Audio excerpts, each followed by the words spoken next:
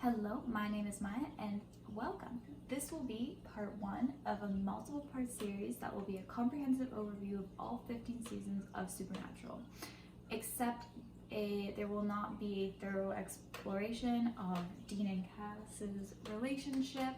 We will have to talk about them and their relationship at certain points in this video because it is crucial to the show, but I'm planning on making a separate video series on them.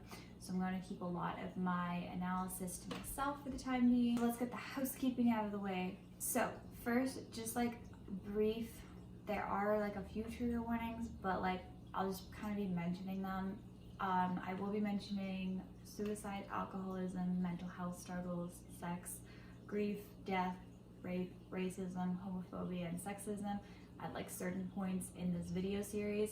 Though none of these topics will be explored in any depth further than like how they pertain to the show. So I have a bit of a potty mouth, so yes, I will be swearing a lot. Sorry. Second, what I have attempted to do in this video is to talk about the good and the bad of Supernatural. These are all, of course, just my opinions, and the great thing about fiction is that it is subjective. Everyone will get something different out of it. I am just sharing what I got out of it, the things I liked and the things I didn't. And I'm just doing this for fun, so hopefully we can all be respectful of each other's viewpoints and just enjoy talking about the show. Lastly, I did try to incorporate as much as I could from all the seasons, and I tried to make a lot of my analysis as diverse in examples as I could. However, I am only one person, and I cannot remember everything that happened over the course of 327 episodes of this show. I did try my best though. Before I tell you a bit about Supernatural, let me explain my connection to Supernatural. I started watching Supernatural the end of November 2020. Yes, I started the week the show stopped airing. I'm bold like that. Everyone else stops watching it, I start. I had never wanted to watch the show before November of 2020. But like, I knew about Supernatural, okay? It filmed in BC. I live in BC. More specifically, I live in the Lower Mainland, and they filmed a lot in the Lower Mainland. I knew about the existence of Superwholock, you know. I only ever watched Sherlock, by the way. Well, now I've watched Supernatural. I knew this show was about monster hunting, and I knew that there was a gay ship that Tumblr loved. I also kind of knew that they shipped the brothers. That's pretty much all I had. I had some friends in high school who loved the show and went to VanCon, and they got pics with Jensen Ackles and Jared Padalecki. They told me to watch the show. I said 9 seasons was too much of a commitment. I guess somehow I was smarter in high school than I am in university. Imagine that. Too much of a commitment in grade 12? Boy, I was skipping classes to play badminton. Why did I think it was not too much of a commitment now when I work 2 jobs and I'm in university full time? I don't know. We can all marvel at my amazing grand decision making later on. Also, the twins that I babysit, Maddie and Bella, they were guest stars in season 15, episode 1. They played the scared girl victim. They did the Dylan and Cole Sprouse thing where they just like switched out. They got to sit in the Impala with literally like everyone in the Impala. I'm sorry. We never get to see Sam, Dean, Cass, and Jack. Well, I mean, it was technically Belphegor, but still all in the Impala at the goddamn same time. And she sat fucking square in the middle of Cass and Jack. Jack, man, I'm so fucking jealous of like a bunch of 8-year-olds. No, I'm kidding. If they're out there, they did a great job. They did a great job. They had like one line and it was thank you, and killed it. Killed it. So yeah, like I knew about the show, but again, I never wanted to watch it. I never had like an interest at all in watching it. So you may be like, well, Maya, what made you want to watch the show? And let me tell you the absurd reason why I started watching the show. It was Twitter. Yes, Twitter made me want to watch the show. Which is so weird because I don't even really go on Twitter. Let me explain. In October, I deleted Tumblr because I was like a smidge addicted to it and it wasn't good for my mental health. So I said goodbye. And I'm proud to say I have yet to re-download it, which is very impressive considering I could have looked up some mean Dean and Cass fan art by now. I at the same time wanted to track down a show that I thought was filming in Vancouver in October. So I downloaded Twitter and I started following the Vancouver Twitter page, like that was dedicated to telling you where things were being filmed in Vancouver. Guess what was filming the last 2 episodes at this point in time? Yes, if you guessed Supernatural, you are absolutely correct. So suddenly I was getting so much Supernatural content sent my way, more than I was getting on Tumblr for some reason, which is just weird, but here we are. Then season 15, episode 18 aired. If you know, you know.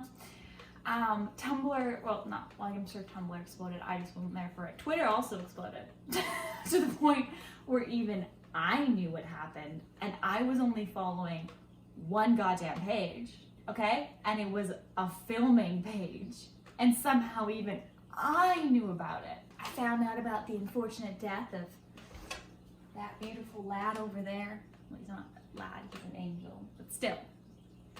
Beautiful. And you know, the circumstances surrounding his death, and like a logical person, when I found out how angry everyone was, instead of just moving on or being like, oh, thank God I didn't watch that show, I was intrigued because I don't know, I hate myself. I wanted to know more. Now I mentioned the deleting of Tumblr because at this point I couldn't go back to Tumblr to like find out what was going on. Because I knew Tumblr would give me the answers. I knew Tumblr would give me the tea, but I couldn't go to Tumblr because I was sworn off Tumblr, you know? So instead of going back to Tumblr, I came up with what I would call the most reasonable backup plan to ever grace this entire earth. I decided to watch all 15 seasons of this show. But there's more. I decided to take notes after every single episode to find out for myself what was going on with Dean and Cass. Imagine my goddamn surprise when Cass wasn't even in the first 3 seasons. No one told me. I didn't know anything. I was like, wait. What the fuck? Why is he not here? But like, what sane person does that? Everyone was mad, and I wanted to know why. And I wanted to figure it out for myself if they had like a right to be mad. So here I am, 6 months later, and I just want to say, no, I get it. Yeah, I get it now. I do. I really do. I understand why you were mad. I get it. I too am mad about some things that occurred in the finale, but I'll talk about that in later parts of this video. But what I didn't expect in my journey is that I actually fell in love with Supernatural. Yeah, okay. I didn't think I was gonna like this show, and I committed myself to watching 15 seasons of this show. Just so I could watch like a 10-minute scene that I could have easily watched on YouTube. Supernatural was cruel to me, I'm not gonna lie. But I watched all 15 seasons and I genuinely love this show, you know? So here we are, 2 cardboard cutouts later, hours of my life gone, and I'm making this video. So this is how we arrived to here. I know it's a really fun origin story. Just know there was a lot of heartbreak, anger, distress, grief, anger along the way. But also so much happiness too, I guess.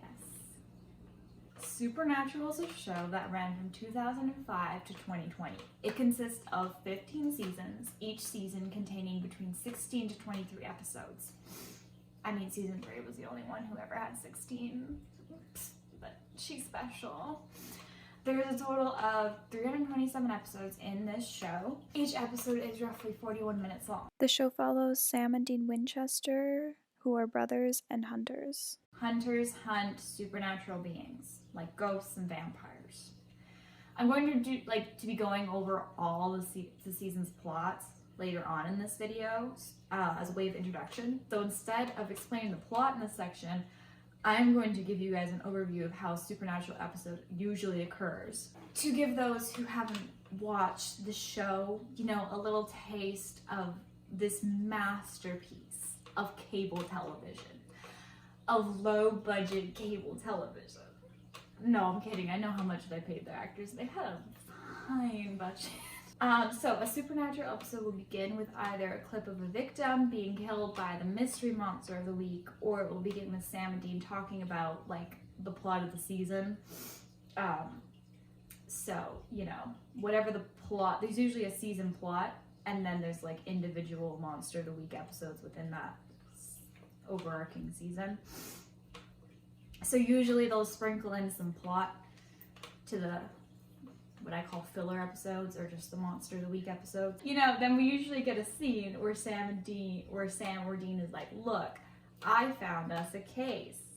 So they'll turn their computer to the other person, and there'll be a fake news article on it, and then one of them will say something like, a girl was found murdered with her heart torn out of her chest, sounds like a werewolf, and then they're off to the races. Sometimes we skip that and they just arrive at the crime scene or local police station or victim's house, or we may even get an establishing car ride conversation. Then we get the collecting of evidence portion of the episode. So they talk to local law enforcement, go to see the body, go to the crime scene, question witnesses, family of the victim. Then they research based on what they found. Sometimes Dean goes out and gets laid or drunk, depending on how he's doing that season. Depending on who died at the end of last season, basically. Then they track down the monster. Sometimes another victim dies, sometimes the monster is related to the plot of the season, so they contact Cass or Crowley. Then they usually kill the monster. Then we get an emotional car ride in the Impala, or a scene in the bunker talking about whatever drama is going on. Usually either Sam or Dean is pouting about something, and then they have a conversation about whatever they're pouting about, usually the plot, the season's plot. So for example, Sam would be like, Dean, you seemed very angry today when killing those vampires. Are you okay? And then Dean will be like, no, I don't want to talk about it. And then look suddenly out the window. And then Sam will be like, cry, cry, cry. And Dean will be like, cry, cry, cry. And it'll be a whole thing. Sometimes they fight. And Dean will be like, you lied to me, Sam. And Sam will be like, I had to, Dean. Look at how you reacted. Should be an actor. Usually the end of the episode talk is a build-up after little talks or fights throughout the episode. This is the basic formula of a typical episode of Supernatural. However, obviously not every episode is like this. And the episode may contain Cass, Crowley, Jack, or Lucifer POV, as well as the Sam and Dean POV. But we always get a Sam and Dean POV without a doubt. And most of the time, I would say about 80% of the episodes in a season run along this type of solve a monster of the week crime formula. Especially at the beginning, I would say it's almost 100%. And then as we go to later seasons, it becomes less and less as we get more continuous plot. We focus more on the plot. So we'll have some episodes that are just plot related. So we need to go get an object. We need to go kill the baddie of the season, or someone's kidnapped. Gotta go save them. Oh looky, gotta go open an alternate dimension, or ooh, Mark of Cain, gotta get her off, or oh my god, look, Cass is in another Angel Civil War. And you're like, oh my god, how many Angel Civil Wars can there be? And the answer is 2. There can be 2. Now, as I mentioned earlier, I will be starting with an overview of all the seasons for those who have not watched the show, as a starting base for the rest of the videos in this series, which will focus on like more specific topics throughout the show. This was not my intention at first. I created a random system to select what order I was going to talk about things, but unfortunately the season's overview ended up being like in the last 3 to be picked. And then it was rightfully so pointed out to me by my beautiful best friends that I should move the season's overview to the first video and then proceed as planned afterwards. So season's overview is number 9 of 20 of the little categories that you'll see on the poster board in the next part of this video series.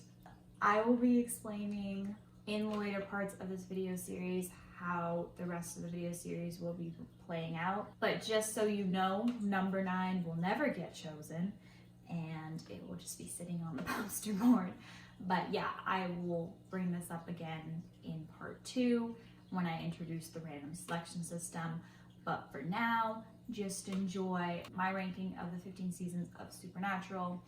Yeah, take it away past me. So I am going to be doing a ranking of all of the 15 seasons of Supernatural, and this is going to be your introduction into Supernatural. So no, I will not be presenting it a clear way for people who have not seen the show. It will be jumbled, the plots, because I think that this really shows the experience of what watching Supernatural is. Absolute fucking chaos. But also, I really wanted to rank the seasons, and I thought that would be really fun. So yeah, this is my ranking based on my enjoyment of the seasons, and I'm gonna explain a little bit why I liked each season or disliked each season. I'm gonna go into both likes and dislikes for every single season, even if it's the lowest ranked one. And this is just meant for fun. Obviously, if you liked a season that I disliked, awesome. That means you didn't have to suffer the way I did, because not that I would say no, I definitely suffered in this lower area. I wasn't very happy. But yeah, you might dislike a season that I put up here, and that's totally fine too. Everyone's different. Everything is subjective. We're just gonna have a good time. This is completely based on what I wanted to see from the show, which is not what everyone wants to see from the show. So let's start with the lowest ranked. Number 15 herself is season 7. I feel like this is not an unpopular opinion. I think I remember looking at a ranking of seasons, and I remember seeing season 7 at the bottom, unless I'm like going crazy. I think most people can kind of grasp why season 7's down here, but let me give you an overview of what season 7 is about. So we start off with Cass as God for like 1 episode. Then he promptly realizes he fucked up, and he goes to Sam and Dean, who help him return those purgatory souls back home. Oopsies, the Leviathans stayed behind and then blow Cass up, or so we thought, and infiltrated the water supply and thereby infiltrated society. They took over Dick Roman, a very powerful businessman, while the Leviathans were building an empire and plotting away. Sam and Dean were dealing with the death of Cass, or at least they were sometimes. Sam was dealing with hallucinations of Lucifer, and we spent about 5 episodes on the death of Amy, a random monster Sam knew as a child, for like a day. Sam and Dean fought quite a bit, mostly about Dean lying about killing Amy and Sam housing Lucifer as a bunkmate. The Leviathans make them wanted serial killers at one point. Halfway through the season, we encounter some hamburgers that turn people stoned and easily controllable. In the process of trying to stop the Leviathans, who are the ones behind the hamburgers, Bobby gets shot and killed by Dick Roman. So begins part 2 of the season. Dean goes crazy for Dick Roman on a steak, and Sam goes crazy after accidentally letting Lucifer in and then getting sleep deprived. Everyone is suffering. When that wall in Sammy's head finally crumbles and he's lost his mind, and in comes Bobby Ghost Ex Machina, who leads Dean through signs to a man who leads him to Cass, who is not dead, but has memory lost and thinks he's a spiritual healer named Emmanuel. Cass then remembers who he is, and it breaks him apart inside. Cass then takes the burden of Sam's damaged mind away and gives it to himself. Cass goes crazy and stays in a psych ward with Meg as a babysitter.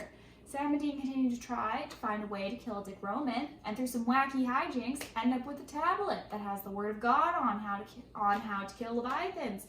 And it comes with a prophet named Kevin. They end up collecting all the parts to make their Dick Roman slaying weapon and put Bobby's spirit to rest, who's been turning slowly into a vengeful spirit over time due to hatreds towards Dick, who killed him. Dean, Sam, Cass, Meg, and Crowley, who helped for like 5 minutes, slay Dick, who was trying to enslave the human population to make Happy Meals out of them. And Dean and Cass end up being sent to purgatory in the process. Sam ends up being alone because Meg and Kevin were kidnapped by Crowley, and Crowley gloats a bit in the end.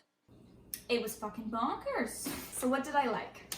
I think they started Cass's redemption arc, if you will, very well in season 7. He was barely in the season, having died in episode 2 and being brought back in episode 17. That being said, he did state his regret for what he did before he died, and he died trying to rectify the situation. He also came to the realization that being God wasn't fun because he was literally dying, and reached out for help from Sam and Dean to fix the problem he caused, which I think showed that he learned from what Dean told him last season about how if he had just reached out for help, he would have given it to him. Then when Cass did come back, he took Sam's Lucifer hallucinations away, which I think atoned for him breaking the wall in Sam's mind to begin with. He's pretty crazy for the rest of the season, but both Sam and Dean slowly started to forgive him.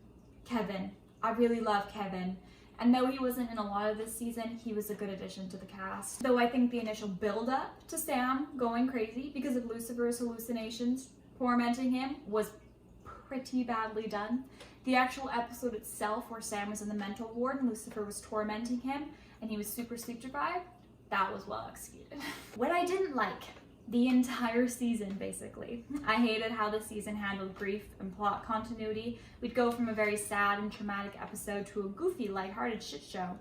Cass was barely spoken about, Sam was barely explored until he needed to go crazy for plot reasons. In fact, I thought Sam was doing fine the majority of the season. The writers focused way too much on Dean being guilty about Amy's death when we had other things to care about. This show would forget the Leviathan plot for episodes on end in favor of some really bad filler episodes, and there was just no continuity on character emotions at all. They also killed a lot of people this season for like seemingly no reason. Like, I don't understand the point of Cass dying in episode 2, Amy dying in episode 3, Bobby dying in episode 10, and that random hunter lady dying in episode 15. Cass coming back in episode 17, as well as Meg and Bobby being a ghost in episode 14.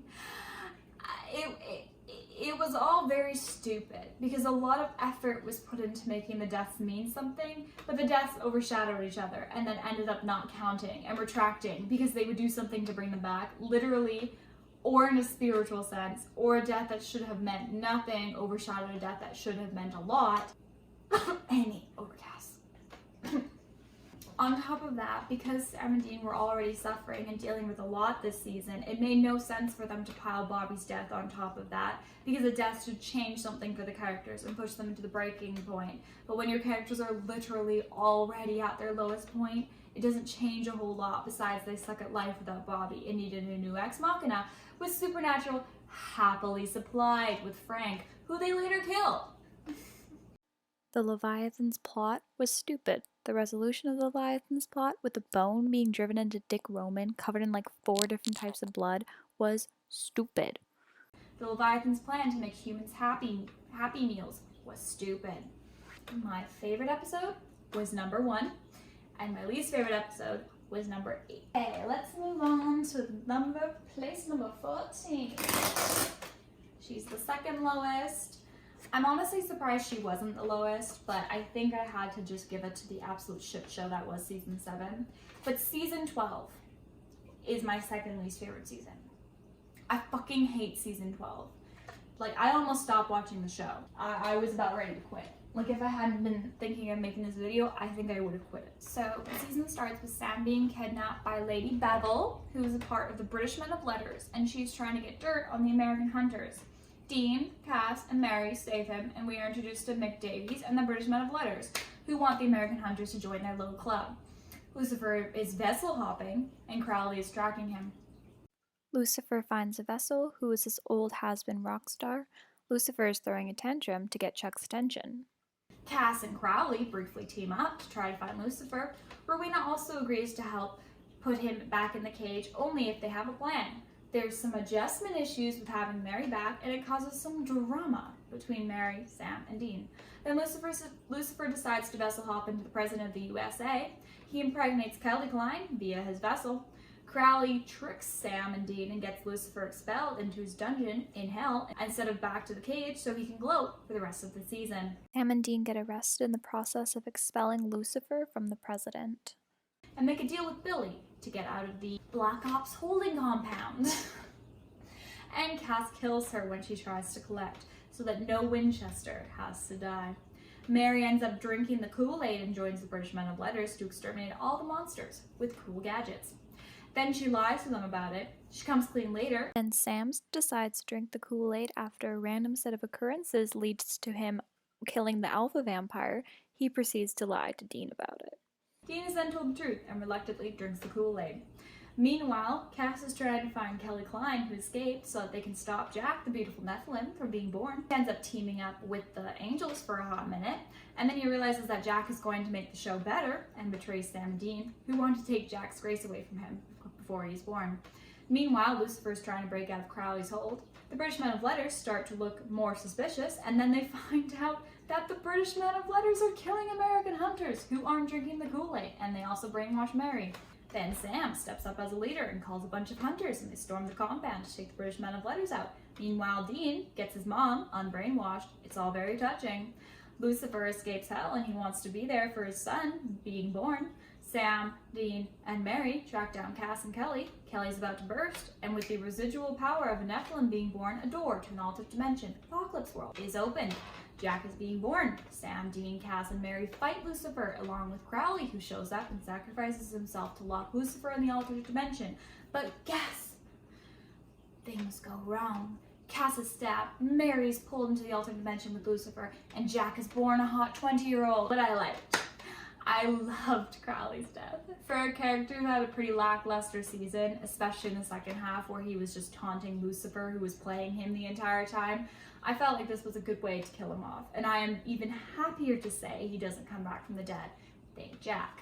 I think having him kill himself in service of a spell that will get him his revenge on Lucifer, while also saving Sam and Dean, who he had grown to care about over the seasons, was such a great way for him to go out, and it was one of the only things I liked about the finale. I also thought that Sam and Dean decently communicated well throughout the season, but barring the one episode lie where Sam was lying about them working for the British Men of Letters, I do think they were pretty good at talking about their mom being back and having earnest conversations when one of them was not doing something the other didn't agree with, or like when Dean called Sam out for never taking a side and always being on the fence or a go-between an argument. I think that bringing Mary back was interesting to explore.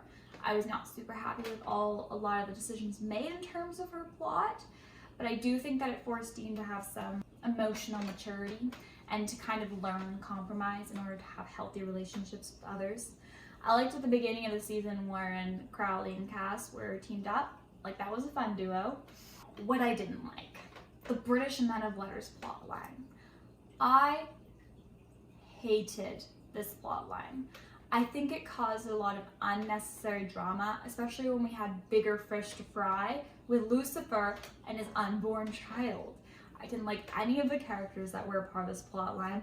I hate Ketch, and I don't understand why he had a random fling with Mary. It was so unnecessary and stupid. McDavies really bugged me, and I enjoyed him dying.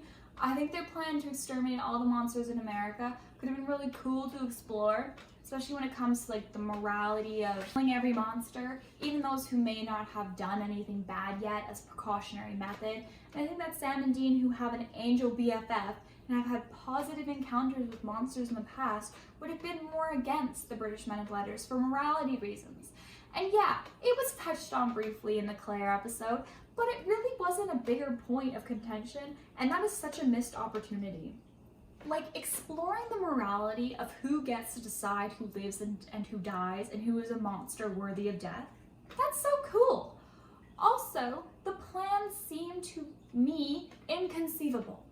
Like, sure, you can eliminate the vampires and the werewolves, I'll give them that, but the ghosts? Tell me, fine British lads, how are you going to eliminate the ghosts? How are you going to stop people from dying and becoming vengeful spirits? No, seriously, tell me how. Also, the reason that Sam drank the Kool-Aid was that he was able to kill the alpha vampire, but it was actually a mistake on the British Men of Letters' part that the alpha vamp was even at the compound for Sam to kill. So that annoyed the shit out of me, because like, no, Sam, that wasn't actually the British Men of Letters that did anything. It was you who just got them out of a shit situation that they made a mistake and put themselves in. Okay? Bringing Mary back was stupid and did nothing for the story. Like, did it add some extra drama? Yeah. Okay? I stand by what I said before. But what was the point? No, like, honestly, the entire season could have gone so much better without her because she was tied to the British Men of Letters plot. Okay, I don't really like Mary. I think she's a shit mom, and she annoyed me. The Lucifer baby plot was really poorly executed and felt like it monopolized Cass's arc to a point where he was no longer making decisions as a character, making plot decisions, so it felt unauthentic to the character. Like, I don't believe for a second that Cass would ignore Dean's calls for help. Lucifer's reasons for wanting a child and for fucking around was literally because he wants to throw a temper tantrum at Chuck, who fucked off with Amara and left him after they made up. And like, why did we have Lucifer for redemption arc if we were gonna backtrack? On top of that, it was weird for him to possess a has-been rock star and the president of the US. It was boring to watch him be Crowley's prisoner, and I was mildly titillated when he started killing. I don't know, it just felt really weird, and it was all done to try to convolute a way of making Jack a thing. And I love Jack, but it was a stupid way of getting to Jack. My favorite episode was number 10, and my least favorite episode was number 21. Who's coming in third last? Season 10. I feel like this is kind of shook a thing for people. We're getting to the part where I'm pretty sure I don't agree with the vast majority. Honestly, it may have only just been season 7 at the bottom where I actually agree with the vast majority. Season 10. Okay, we start off the season with Dean being a demon and being BFFs with Crowley. Then Dean just ends up being too much for even Crowley to handle, so he's like, here, Sam, take back your problematic brother. He then gets the cure for demonhood. The rest of the season was just him struggling against his urge to kill, trying to find a cure for the mark of Cain, and then giving up and being scared of what he might do to the people he loved, and eventually deciding that he was too dangerous, so he called Death, who he then kills. He ends the season with the mark off his arm and the darkness being unleashed onto the land. This happened due to Sam making a questionable deal with Rowena in order to get the mark off Dean's arm. This was not the first plan. Plan A was to find Cain and get his help on removing the mark, but he turned to serial killing, so Dean killed him. Plan B was to break Metatron out of heaven because he said he knew how to remove the mark. He was lying, but Cass did get his grace back. And of course, this was done without Dean's knowledge and against his wishes. In terms of Cass, we start off the season with him literally dying from his stolen grace. Well, not literally, he was just, he was close to death. I shouldn't say that. This show does literally kill people and bring them back. Let me rephrase that. We start off the season with him sick from his stolen grace, but still being a champ and helping Sam out with Dean. He's also got Hannah by his side, who is helping get the angels back in heaven so it can start running smoothly. Then he gets Dean back and Crowley gives him another angel's grace. He has a brief thing with Hannah, who then leaves. He tracks down Claire and we get possibly the best storyline of the season. Then he's on the save Dean from the Mark plot line for the rest of the season. He also gets his Grace back and Metatron betrays him on the road trip to get his Grace back. He ends the season being turned into an attack dog against Crowley by Rowena. Also, Crowley's mom, Rowena, makes her grand entrance this season. She's a witch. Spends most of the season fucking around with Crowley before he kicks her to the curb for bad behavior, and then she makes a deal with Sam to take the mark off Dean's arm in exchange for Crowley's death. The entire season is consumed by the Mark of Cain, especially the second half of the season, and it really agitated me, especially because the Crowley and Rowena mother-son plot was not my cup of tea. What I liked. I really liked Dean and Crowley's relationship this season. I love how Crowley really desperately wanted to be in a friendship with Dean and how Dean started to see Crowley in a different light. I think that Crowley very much so became attached to Dean this season, so much so that Rowena was like jealous of their relationship, and Dean did start to rely on Crowley. Their friendship, I think, is exemplified by like the drink they share in episode 17 and the fact that Crowley doesn't believe Rowena when she says that Dean beat her up. I very much love the Claire and Cass plotline. I think that Cass wanting to make things right with Claire, who was the kid of his vessel Jimmy, and trying to help her out was a really great character beat for him. I love Claire. I think she's a great character. I'm happy that she goes to stay with Jody in this season. I liked how they showed Dean's big fears as being killing the ones he loves, and I do like how he struggled with the fear of killing Sam and Cass this season, and it kind of came to a head when he beat Cass up and then let that random hunter, Rudy, die. And then when he realized he was a danger, he actually took the initiative and turned himself over to death in order to keep everyone he loved safe. I do appreciate how everyone is really on the get the mark off of Dean train. Love the dedication from Sam and Cass, and Charlie even jumps in there. Rowena due to a deal gone wrong. Crowley for the fun of it. I didn't know this at the time because I initially didn't like Rowena, but I love Rowena now, so her addition to the show was great with hindsight. What I didn't like. The Mark of Cain. Oh my god, if I have to hear Dean complain about the Mark of Cain or touch his fucking arm one more time, I will literally lose my mind. He just kept fluctuating the entire season between being team find a cure, to team I can't handle it, to team I don't want the mark to go, to team indecisive. It annoyed me. Also, Sam. I know he was just trying to help, but going behind Dean's back and lying to him about using the Book of the Damned to get the mark of his arm, and like making a deal with Rowena to kill Crowley, his new BFF, just wasn't vibing with Sam. I also feel like he emotionally manipulated Cass into helping him, and it made him lie to Dean when he was clearly not on board with the lying part, and I didn't like that. The Stein family. I hated the Stein family. They were brought in for like 4 episodes and to bring us a powerful book, and then murder Charlie and push Dean over the edge and then be murdered by Dean. Like the entire fucking clan is just wiped out by Dean. Did I love the murder montage? You bet your ass I loved the murder montage. But it was really bad writing, and as someone who loves the Frankenstein book, this was offensive on so many levels. Just so offensive. Also, rip to this kid, my favorite Stein family member, who just wanted to live a normal life and be in college. I was rooting for him to get a spin-off, but Dean killed him, so that's not happening. And I remember I literally watched the episode on my birthday where we find out that this mysterious family is the Frankenstein house, and it was the worst birthday present I've ever gotten. Charlie's death was pointless and stupid, and I don't even like Charlie, and I was mad. It was just such a poorly executed plot move and offensive to me, personally. Lastly, the fact that Dean killed Death and it was just glossed over was so bold. I mean, that's a big deal, and Supernatural treated it like he killed a random vampire. Also, listen, Death, why would you have him kill Sam? It's Sam. Dean ain't gonna kill him. Like, you should have seen that coming. Like, you gave him your weapon that can kill you to kill Sam. Like, the poor planning of it all. I expected more from literal Death. My favorite episode was number 9, and my least favorite was number 23. Who's coming in the number 12th spot? season 15. Oh, yes, yes, yes. She was a disaster.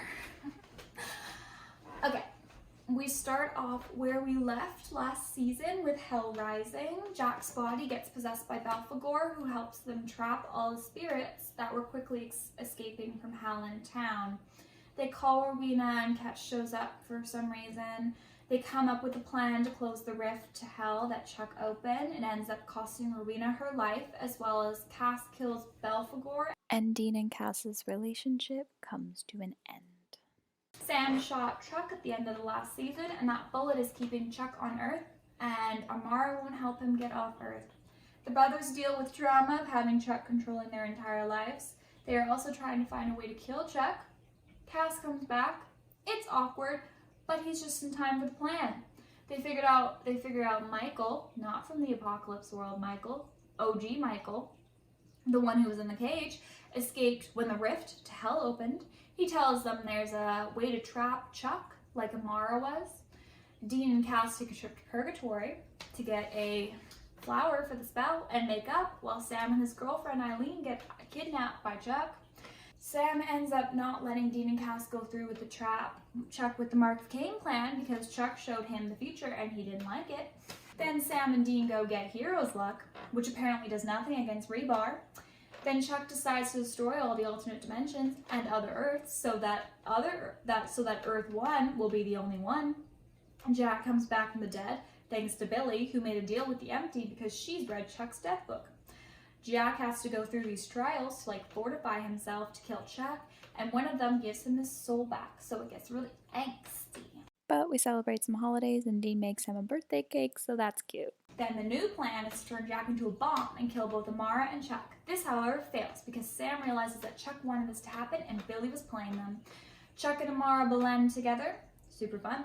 Then Cass dies saving Dean. Chuck makes everyone on Earth disappear. Jack becomes a human vacuum for power and absorbs all of Chuck's power and becomes God and leaves.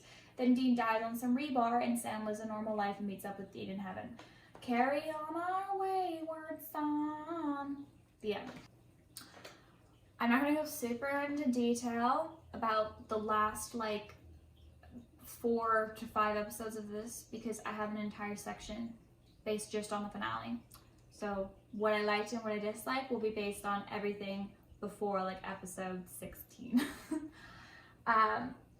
What I like how they tried to call back to earlier seasons. At the beginning, they brought back some old monsters for them to fight again. Very nostalgic. I think Chuck made a fun villain. I think having him be a writer and them not wanting to be controlled by writers anymore was a fun meta twist to a villain, and I liked it. I liked Dean and Cass this season. The prayer in the woods was great. I liked how Jack got his soul back and was remorseful and got to truly apologize. Sam and Dean, and though I think they dropped the ball when it came to dealing with Dean and Jack's fractured relationship, they did a good job with Sam and Jack's relationship, as well as just some beautiful Cass and Jack moments. I do appreciate that they closed open plot lines, like how they closed the Dark Kaya plot line, as well as the Adam in the Cage plot line. I like the way Rowena died. I thought similarly to how Crowley died. I think it showed her character growth and how she had come to care about Sam, Dean, and Cass. I love that it was Sam that killed her. I think that entire moment was beautiful. I also like how she became Queen of Hell. That was fun. What I didn't like, the ending. But more than that, this season felt very much like all we were doing was fixing plot holes, giving out fan service, because the fans were like, hey, Supernatural, they never celebrate any holidays, and Supernatural was like, fine, you know what? They're gonna celebrate all the holidays now. Ha ha. And lastly, what I like to call Jensen Ackles' wish list. I can neither confirm nor deny whether or not Jensen Ackles had a wish list, but I just feel like Supernatural would be the type of show where they'd be like, hey guys, last season, you want to do anything? And then Jensen Ackles was like, yeah, I want to sing on stage because I have a singing career and I'd like to showcase that. Also, I want to be in a bar fight where I kill someone with a pool stick. Also, I would like to use my pool abilities in a case. Favorite episode, number 14. Least favorite episode, number 20. Did anyone like number 20? No, because it fucking sucked.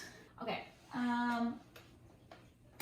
coming in at the 11th spot, season 13 is. This season begins with us meeting Jack, and he is beautiful, okay? He just is. Anyway, Sam convinces Dean to reluctantly take Jack back to the bunker. Sam warms to Jack and wants to train him to control his powers so he can open a portal to Apocalypse World and get Mary back. Dean wants to kill Jack because he must be evil as Lucifer's son. Dean is all angsty about Cass dying and Mary being gone in Apocalypse World. Meanwhile, Lucifer forces Mary to hang out with him in Apocalypse World. They meet the Archangel Michael, who I guess won his fight against alternate Lucifer, and he's evil. There's also a new ruler of hell, Asmodeus, and he's basically evil Colonel Sanders, and he wants Jack. Also, the angels want Jack because they want him to make new angels for them. Jack ends up waking Cass up, who is in the empty, where the angels and demons go to die. By the way, Jack thinks of Cass as his father. It's all very heartwarming. Cass is back from the dead, and Dean finally accepts Jack, and they all go on a cowboy bonding trip. However, Jack accidentally kills an innocent bystander with his powers and runs away in order to protect Sam, Dean, and Cass from himself. Then it's the hunt to find Jack. Lucifer gets out of Apocalypse World, and him and Cass get kidnapped by Asmodeus. Then, through a series of unfortunate events, Jack, while trying to open a portal to Apocalypse World for Sam and Dean, gets trapped in Apocalypse World, while Sam and Dean go to Monsterland. Sam and Dean get saved from Monsterland, actually called The Bad Place, My Name is Better, Fight Me, by the failed spin-off series Wayward Sisters. The rest of the season is basically Sam, Dean, and Cass trying to figure out how to get Jack and Mary back, as well as Jack and Mary in Apocalypse World fighting Michael. Also, Lucifer is drained of power, so he gulps up some angel grace as well as rules heaven for a minute.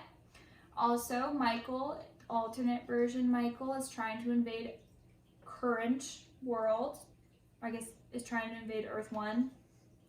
Sam, Dean, and Cass find a spell in the Demon Tablet that can open a portal to an alternate dimension, and they need Archangel Grace. And oh my god, look, it's Gabriel, he's alive, and he's just been Asmodeus' captive this entire time. Luckily, Ketch, who was supposed to be dead, but we can't have nice things, delivers him as a present. Then Dean messes up their first shot in Apocalypse World because he gets distracted by El Charlie. Then it's take two with Rowena as help this time. They kidnap Lucifer and use him as an endless stream of Archangel Grace to keep the portal open. And Sam, Dean, and Cass and Gabriel go through the portal. And oh my god, Sam dies. He's attacked by vampires. And Lucifer escapes and follows them into the portal. And he brings Sam back to life as present to Jack. There's some fun moments where Lucifer tries to spawn Jack. And Dean, Sam, and Cass look sullen about it. Or yell at Lucifer. Or Jack about it. Anyways, the plan is to get everyone from Apocalypse World out and leave Michael behind. Sam at the last minute traps Lucifer in Apocalypse World with Michael as the portal is closing. Lucifer and Michael team up and open a portal to Earth 1, and Lucifer tries to manipulate Jack into running away with him. It almost works, but Sam prays to him for help, so Jack shows up, and then it's revealed that Lucifer was a dick all along, and he gulps Jack's grace up and then kidnaps Sam and Jack and tries to force one to kill the other. Dean freaks out and makes a deal with Michael, much to Cass's dismay. Michael, wearing Dean's meat suit, kills Lucifer and then takes possession of Dean, contrary to the deal made. What I liked. Jack. He is literally everything to me. I also think that he added a new dynamic to the group, and it was interesting to see his relationship with everyone develop. I also really liked how Jack was so afraid of who he was and his powers and of hurting other people and becoming a monster. I loved how he struggled with finding a place and trying to not be like his father. He really just wanted to know more about who he was and find a place in the world.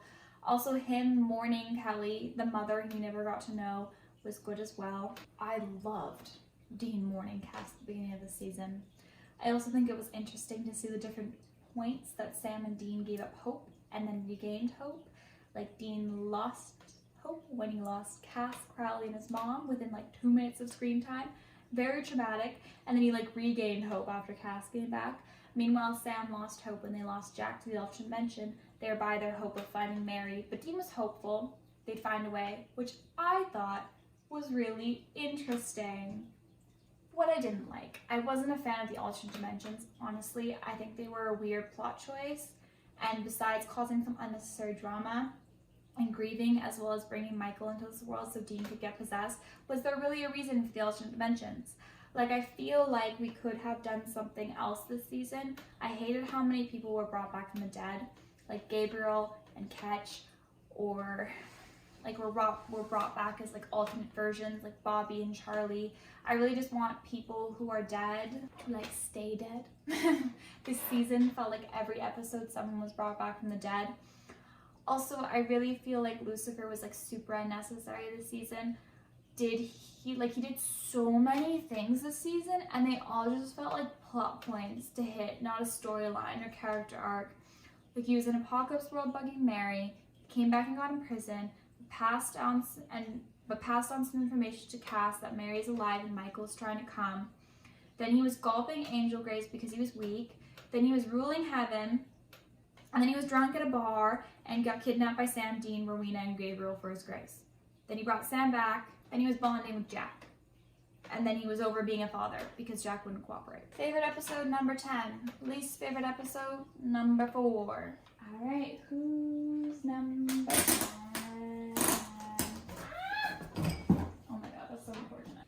Number 10 is season 11. Woo! Alright, so the main villain of this season is Amara. She is God's sister, she is the darkness, and she is extremely powerful. And she's an attractive white woman, so don't worry, she has an unnecessary thing with Dean.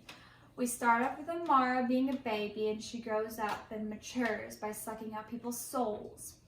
She lives with Crowley, who wants to control her, but that doesn't work out. So the entire first half of the season, everyone's just freaking out about the darkness and what to do about her. Cass is majorly depressed and watching Netflix. Dean is struggling because he can't kill Amara. Sam has Amara's darkness-caused rabbit disease for a minute. He's feeling guilty about releasing Amara, so he tries not to kill for a bit. And he's seeing visions from who he thinks is God, and they're telling him to go to Lucifer's cage in hell. Sam, in his infinite wisdom, decides to go talk to Lucifer with the help of Rowena and Crowley. Turns out Rowena was on Lucifer's side the entire time because she wants a piece of that ass, and we respect the hustle. Anyways, Sam gets trapped inside the cage with Lucifer, and Amara gets smited by the angels. It's a whole thing. And then Dean goes to save Sam, and Cass arrives late to the party, but not too late for him to say yes to Lucifer and get possessed, so that Lucifer can kill Amara. The second half of the season is what I like to call Lucy Cass, and trying to get Cass out of Lucifer's hold on him. They are also trying to find a way to kill Amara before she releases total darkness on the world. Also, Lucy Cass takes over hell and imprisons and tortures and humiliates Crowley for a while before letting him escape. Lucy Cass also tries his hand at ruling heaven for a bit. Amara is just doing this to get Chuck's attention, and it does work. They are trying to find these objects that have been touched by God so that they can use the supercharge to take Amara out, but they keep failing. Chuck makes an appearance in episode 20. The I'm God thing is revealed, and then he meets up with Sam Dean in episode 21. He does couples counseling with Lucifer in episode 22 so they can assemble a squad, which just consists of adding Rowena and Crowley. And Lucy Cass going to get the angels so they can all kill Amara. They have what might be the lamest fight I've ever seen, and they lose. Dean decides to become a soul bond because he's the only one who can get close to Amara because they have a special bond. He ends up doing a counseling session between Chuck and Amara, and they work through things and decide to go on a vacay together. And Amara is like, "Here, Dean, have your mother." Also, Sam gets kidnapped by a mysterious British woman. What I liked Lucy Cass. I was pretty shocked, but he was a fun character, and I love how much drama Cass, being Lucifer's vessel, caused with Dean. It was amazing. I think that having Cass reach a point of such depression and self-loathing and feeling useless and unwanted enough to become Lucifer's vessel was a really interesting character to beat. I wish they had done more with that, but again, at least Dean noticed something was up and addressed it at the end of the season. I liked Amara because she was a substantial threat. I don't think they dealt with it super great overall, but at least she was a bigger threat than the mark of fucking Cain. I liked the reveal that Chuck was God, and I liked that Chuck kind of sucked. Knowing now what I know about Chuck, this was really well executed, especially because I noticed that he was purposely trying to get under Dean's skin at one point. You don't think too much of it then, but now knowing he was doing it for drama actually adds to his character. I liked how everyone worked together this season. The ultimate team up of Crowley, Rowena, Lucifer, and the brothers was great. Even the angels and demons were working together this season at one point.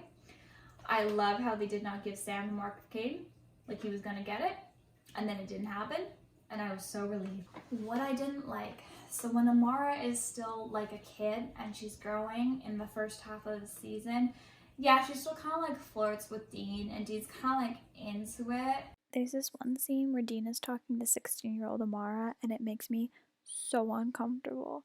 Like, nothing happens, they don't kiss until she's like an adult, but I still wasn't a fan of this. I also hated that this season, with such high stakes and such big players on the field, ended the conflict with one of Dean's motivational, emotional family speeches. We could have had such a cool action sequence, and you chose Dean's power of persuasion. Like, kudos for not killing Dean and bringing him back next season, but imagine how great it would have been if he died, sacrificing himself for the cause. I mean, I appreciate the emphasis on communication. I do, but like, it's lame. This is a monster hunting show. Come on, guys. Also, Lucifer was so useless. Like, we're made to believe that Cass needed Lucifer to take him up as a vessel in order to have like a chance against Amara, and then his big role in the fight is to stab her with a spear. Honey, Cass could have stabbed her with a spear. Sam could have done that. Literally, I could have done that. And then he gets sent out of Cass's body, and it was so useless of a plot. Like, did I have fun? Yes.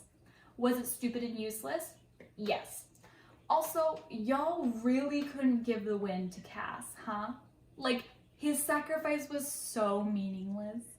Like, come on, guys. Cass didn't need that hit to his ego. My favorite episode was number 3. My least favorite was number 6 and 9. Coming in at the 9th spot is season 9. This season begins where we left off, with the angels falling from heaven, Cass being human, and Sam dying. Basically, Dean violates Sam's consent and manipulates him into letting an angel who he thinks is Ezekiel, but is in fact Gadriel, the OG bad boy of heaven, ride co-pilot without his knowledge. This, of course, goes sideways, and Dean lies a lot, and then Gadriel decides to go team Metatron, who wants to be God, because everyone wants to be God. Gadriel ends up killing Kevin. It's very heartbreaking. While this was going on, Sam and Dean also had Crowley as a prisoner in their dungeon. He is addicted to human blood thanks to Sam's failed demon cure, and he's losing control of hell to Abaddon thanks to Sam and Dean's imprisonment. Sam and Dean break up because of this betrayal. Meanwhile, Cass is human, and he is like homeless for a while, and then Dean finds him and then kicks him out because Gadriel said so. He finds a job at a gas station and eventually decides to try to help the angels who have fallen. He gulps down an angel's grace, and bam, he's back to being an angel. Meanwhile, Crowley and Abaddon are in a civil war for control over hell. Guess what? The angels are also in a civil war for control over the fallen angels. Then, the main goal of the second half of the season becomes killing Abaddon and Metatron. Dean, in his infinite impulsive wisdom, in the one episode where he's not with Sam and decides to buddy up with Crowley, takes on the burden of the Mark of Cain, and he will literally never let you forget it. Sam and Dean fight a lot about what Dean did to Sam. It's never properly resolved because my boy, the Mark of Cain, takes the center stage. Anyways, they need the first blade, which Dean can then use with the combined power of the Mark to kill Abaddon, which he does in episode 21. Cass amasses an angel army, which he loses immediately because he just loves Dean so much. No context given. He just loses it because he loves Dean. The Mark of Cain is making Dean significantly darker and angrier throughout the second half of the season. In the final showdown with Metatron, Dean gets stabbed, but don't worry, Cass broadcasts Metatron explaining his master plan to Cass, to like all the angels. Metatron ends up being imprisoned in heaven at the end of the season. Dean dies, and Sam freaks out, and Crowley comes and says it's time to start the bromance. No, I'm kidding. Dean turns into a demon. It's like a side effect of the Mark. And another side effect of the Mark is becoming BFFs with Crowley. What I liked. Cass has the most beautiful character arc this season. He lost his grace and discovers the woes of humanity. He realized there's a charm to humanity that he had never seen before, but also he felt and faced his own emotions, positive and negative. He goes through this phase where not only does he learn what being a human is like, but he comes to terms with his own feelings of pain and fear and self-loathing. He really embraces those feelings and learns from other humans to see the purpose and will to live. He finally, in a sense, learns the true meaning of free will and exercises it. He gets his grace back in an admittedly bad way, but I would also say a necessary way, because Cass wanted to help, and he's now been armed with this emotional maturity and empathy and understanding that he wants to use to help the angels, but he needs to be an angel to do so. So yeah, he steals someone's grace and he kills Bartholomew, one of the angels wanting to lead the angels.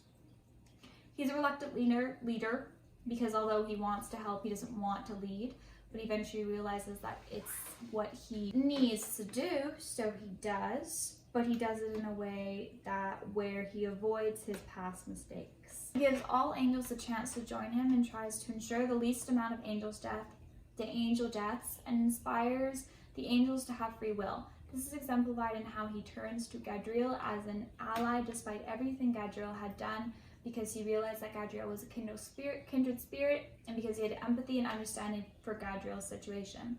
He was able to see how useful he could be as an ally. I did appreciate some of the things they did with Crowley. I do like how he kind of regained some of his humanity and how he grew fond of Dean. Like when he was talking to Dean's corpse, about how he never foresaw Dean dying and that it was never his intention for this destruction to be caused. I liked that. I think watching him struggle with his addiction to human blood and his feelings of humanity and his throne of hell problems was interesting. I also like how he turned out to be the best option for Hel. I also really like Gadriel. I think his search for redemption really mirrored Cass's search for redemption, and it made for some really great moments. And I do like that he died to help Cass. It was a good way to end his arc. What I didn't like, the whole Gadriel writing co-pilot and Sam was awful. I hated how Dean acted this season. I hated how he violated Sam for his own selfish reasons, not taking into account Sam's own feelings on the situation, because clearly Sam would not want to be inhabited by an angel, and also Sam wanted to die. He felt like it was his time to go.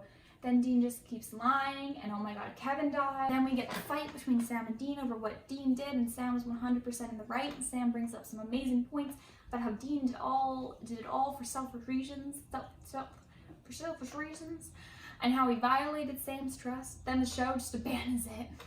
We get like 5 episodes in a row of them fighting and being on the outs and not even really talking outside of hunting, and Dean's not apologizing, and Sam is not giving in, and the Mark of Cain is like, hey guys, let's focus on me instead of the fight, and then it's barely addressed after that, and they kind of go back to normal. And then the last episode was all, look, Sam would do the same as Dean to save him, and Sam was like, I lied when I said I would let you die, and that was it.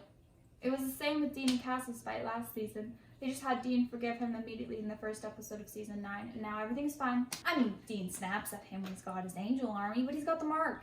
So it's pretty negligible to say that they were continuing the whole Dean being mad at Cass plot. They never talk about their fight, and it just makes me mad. Just resolve it, please. I also think this season had way too much going on. The focus was all over the place. There were way too many open plot lines at once, and instead of spending time acknowledging them, we had random filler episodes instead. I was honestly pretty annoyed and frustrated. Favorite episode? Number 7. Least favorite episode? Number 4. Okay, moving on to 8th place. Why must we be this way on this unstable platform? Season 6. Okay, so we begin the season with Dean living his happy, normal life with Lisa and Ben, Lisa's kid, and he's given up hunting. It's been a year since the apocalypse. He finds out in the first episode that Sam is alive, and that changes things. Also, their grandpa Samuel is alive, and some of their cousins, who are like so irrelevant, I don't even know their names, and I don't really care to learn them, they're also alive. Anyways, Sam's been hunting with Samuel, and Dean is pissed that Sam didn't tell him he was back. Sam doesn't have a soul. It's all very dramatic. Sam and Dean start hunting together, and with their family. We find out later that Cass brought Sam back from hell as a present for Dean, but forgot to grab the soul. So what a lovely present. Samuel was brought back by Crowley to find alpha monsters to help them find purgatory. Sam and Dean at first don't know they're working for Crowley, but when they figure it out, They try to get Samuel's help to stop Crowley, but Samuel rebukes them because he wants Mary back. Sam, and especially Dean, are very betrayed by this. He dies though, so he was irrelevant.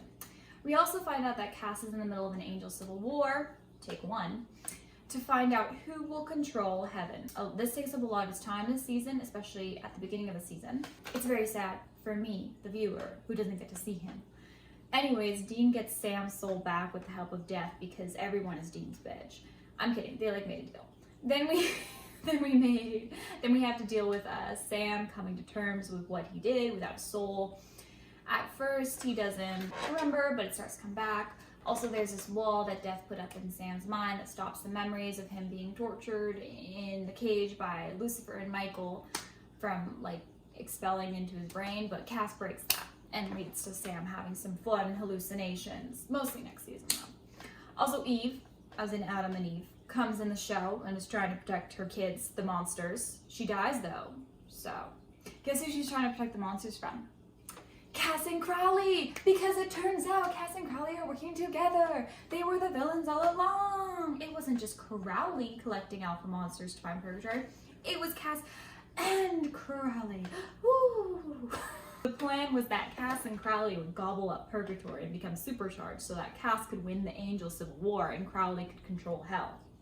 I guess I should explain at this point that souls are like juice. So like they powered up Amara, they can power up supernatural beings. There's some power in a soul. The season ends with Cass self-proclaiming he's God by consuming all the souls in purgatory, and he also betrays Crowley. Oh, and Dean and Lisa break up. That was like at the beginning of the season, but I just didn't care enough to put anything in. And Cass is more than happy to erase Lisa and Ben's memories of Dean. What I really liked how Cass's betrayal of the brothers was explained and executed.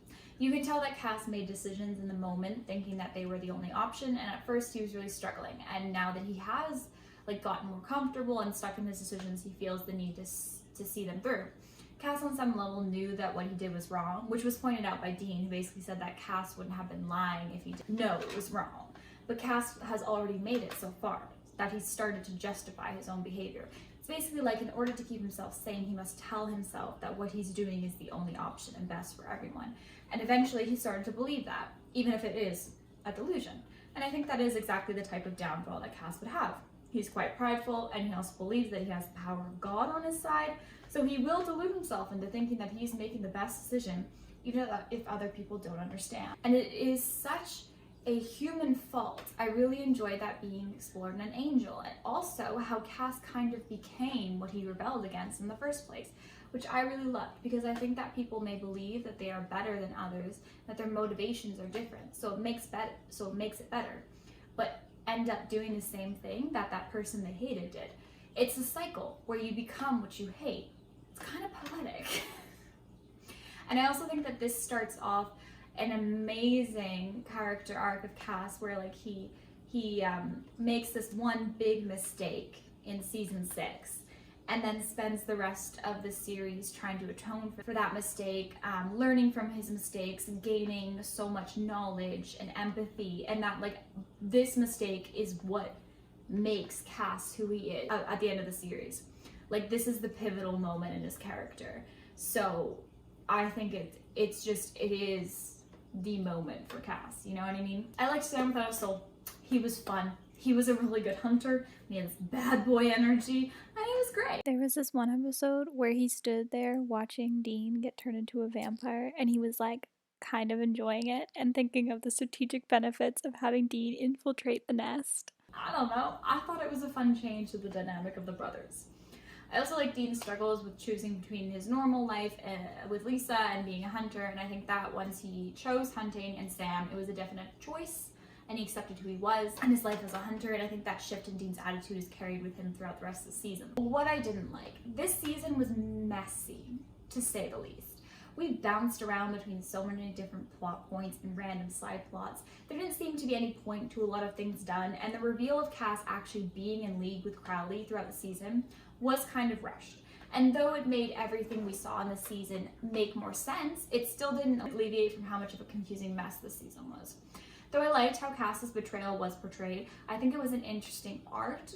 Like, it was an interesting character beat for Cass, and as I explained, this is the pivotal moment in Cass's entire character, at least in my opinion. Like, after he fell from heaven, this is like the moment, you know? I didn't like the execution of it as much as I liked the idea of it. Like, I can sit here, I can look at it and I can break it down and I can say, wow. But like, did we really need to do that, Supernatural? Like, I feel as though the execution was a little flawed. Like, I think the idea was great, but the execution was a little bit messy. Also, the alpha monsters were like really random and kind of stupid. I hated the lack of Cass this season. I felt like he was barely in the show. Also, everything Samuel related, along with like the cousins or whoever they were, God, I hated it. I didn't like Samuel. I understood he wanted Mary back, but let me tell you, we get Mary back, and she ain't worth the effort. And then he was just randomly killed off in a throwaway episode when he was no longer useful to the plot. It just felt like a waste of time. Especially because the cousins, they all just died in such weird ways.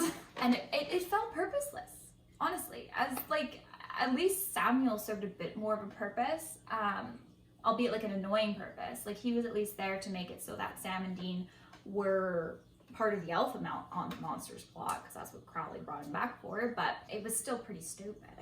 Eve being brought in randomly in the middle of the season and then pretending to be the villain for a hot minute to detract from Crowley and Cass's scent, and then just dying and taking up runtime was, again, cheap.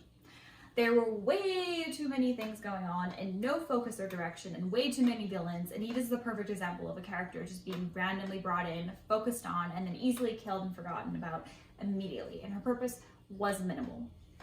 Like, she was there to protect her monsters from Crowley and Cass, but like, the monsters aside, what did she do, you know? She unleashed a little monster that controls the host, a little parasite, and it kills Samuel, and I guess Rufus too. And then, you know, she was an excuse for a time travel episode in episode 18. But what did she really do besides be killed? Nothing. My favorite episode was number 15. My least favorite episode was number 10.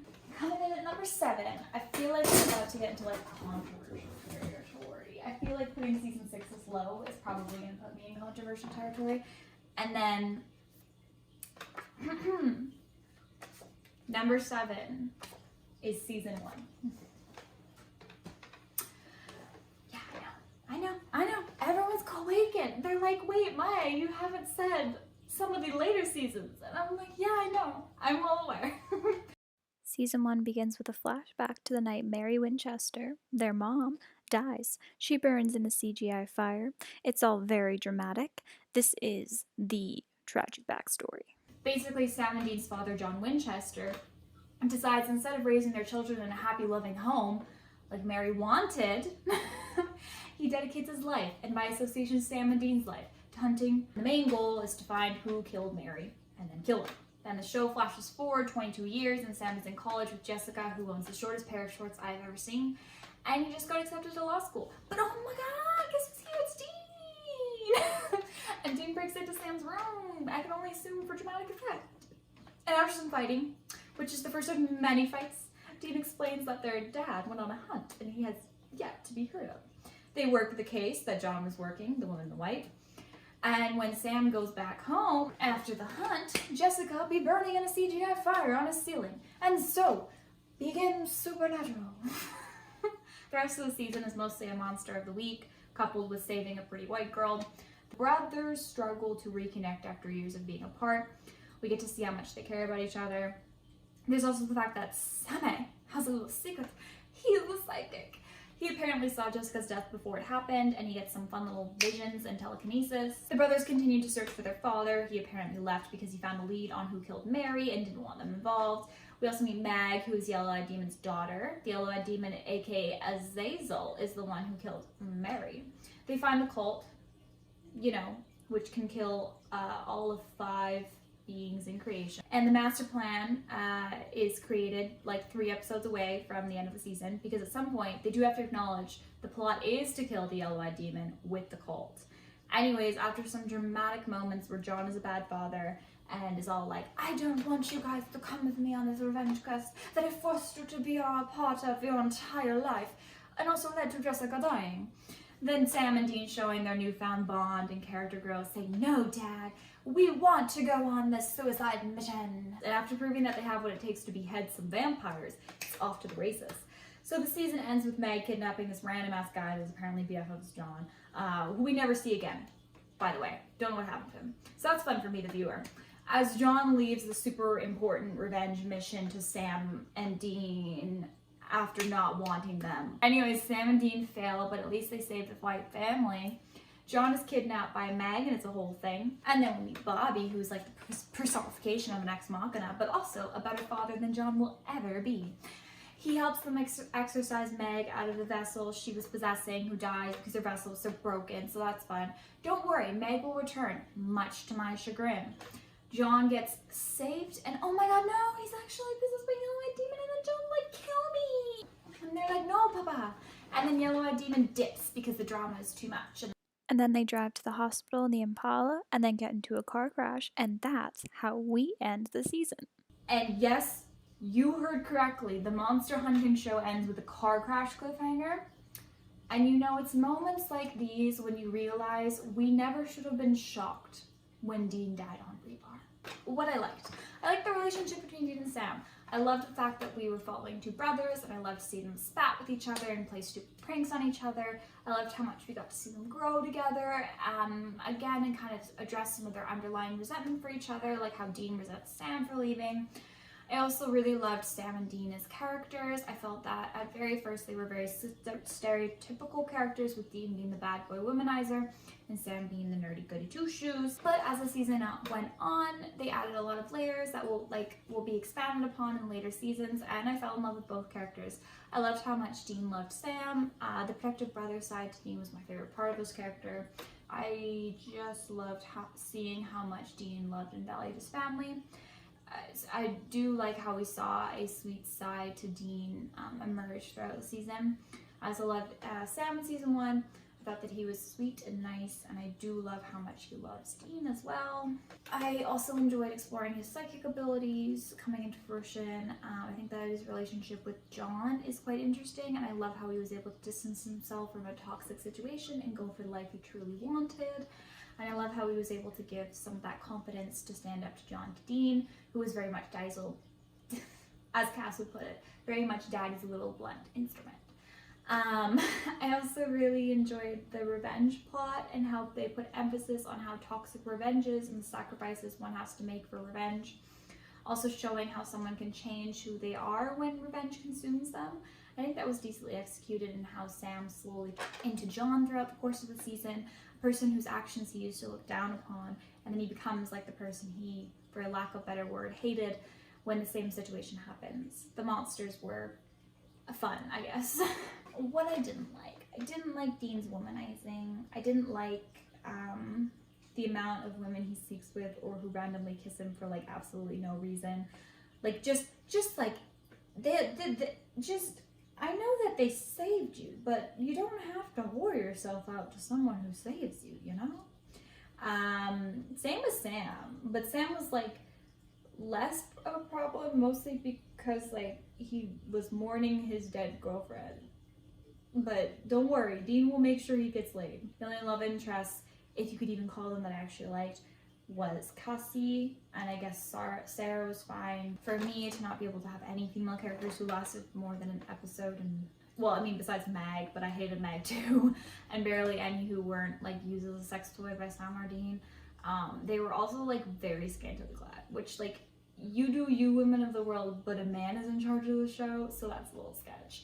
I also wasn't a huge fan of the lack of plot. It was fun to do the Monster of the Week format, but we had way too much filler and then rushed plot at the end of the season. The pacing of the season was a little weird for me, but this is a reoccurring theme with Supernatural. They can't even remember their own timelines, so maybe I'm asking for like too much. It just felt like the show like should have taken place over like 2 months, but instead it was like a year. My favorite episode is number 14, and my least favorite episode is number 8. Who's coming in number 6? Season 14. Season starts with Dean being possessed by Michael, and Michael's trying to make angel monster hybrids. Sam, Cass, Jack, and Mary are trying to find Dean. They end up finding Dean and Michael just leaves and no one questions this. Then they are trying to find a way to first figure out what Michael's plan is and then how to kill Michael. We had some good family bonding moments with Sam, Dean, and Cass, and Jack. Jack has been getting progressively sicker this entire season, and eventually he does die. Sam, Dean, and Cass bring him back. It requires Jack to siphon off some of his soul to stay alive, as well as Cass making a deal with the Empty. So Dean gets the spear from Dark Kaya. It's a whole thing, could have gotten a spin-off series, but nah. They go to try to kill Michael and stop his angel monster army from taking over the world. Or like America, but you know, like the world to Americans. Michael ends up retaking control of Dean, and Sam and Cass are able to get Dean out of his control, but they lock Michael in Dean's head. Then Billy, who is now Death, by the way, tells Dean he needs to make a Malik box and lock himself in it and sink it to the bottom of the ocean before Michael escapes his head and destroys the world. Everyone but Dean thinks this is a bad idea. Sam convinces him not to, and then Michael does end up escaping, and Jack drains all of his soul, killing Michael, as well as gulps his grace up, becoming powerful again. Then the rest of the season is them trying to figure out whether Jack has a soul or not. He sizzles a snake. It's a whole thing. Also, Nick, Lucifer's vessel, has been a serial killer this entire season, and he tries to bring Lucifer back, and Jack sizzles him to a crease to stop that from happening. Mary, who is horrified by this, tells Jack off, and Jack freaks out and accidentally kills Mary. This puts a strain in the relationship between Sam, Dean, Cass, and Jack. Dean's on team kill Jack. Sam is angry, not indecisive, and Cass doesn't want to kill their son. It's a whole thing. They try to trick Jack into going into the Malik box, but he breaks. I should say no. Sam and Dean try to trick Jack into going into the Malik box, but he breaks out, and oh my god, it only makes him mad.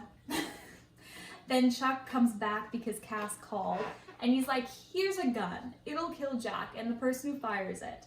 And Dean is like, I will do it. Then Sam is like, something is fishy here, and Cass is like, I just want to talk to Jack. And he does.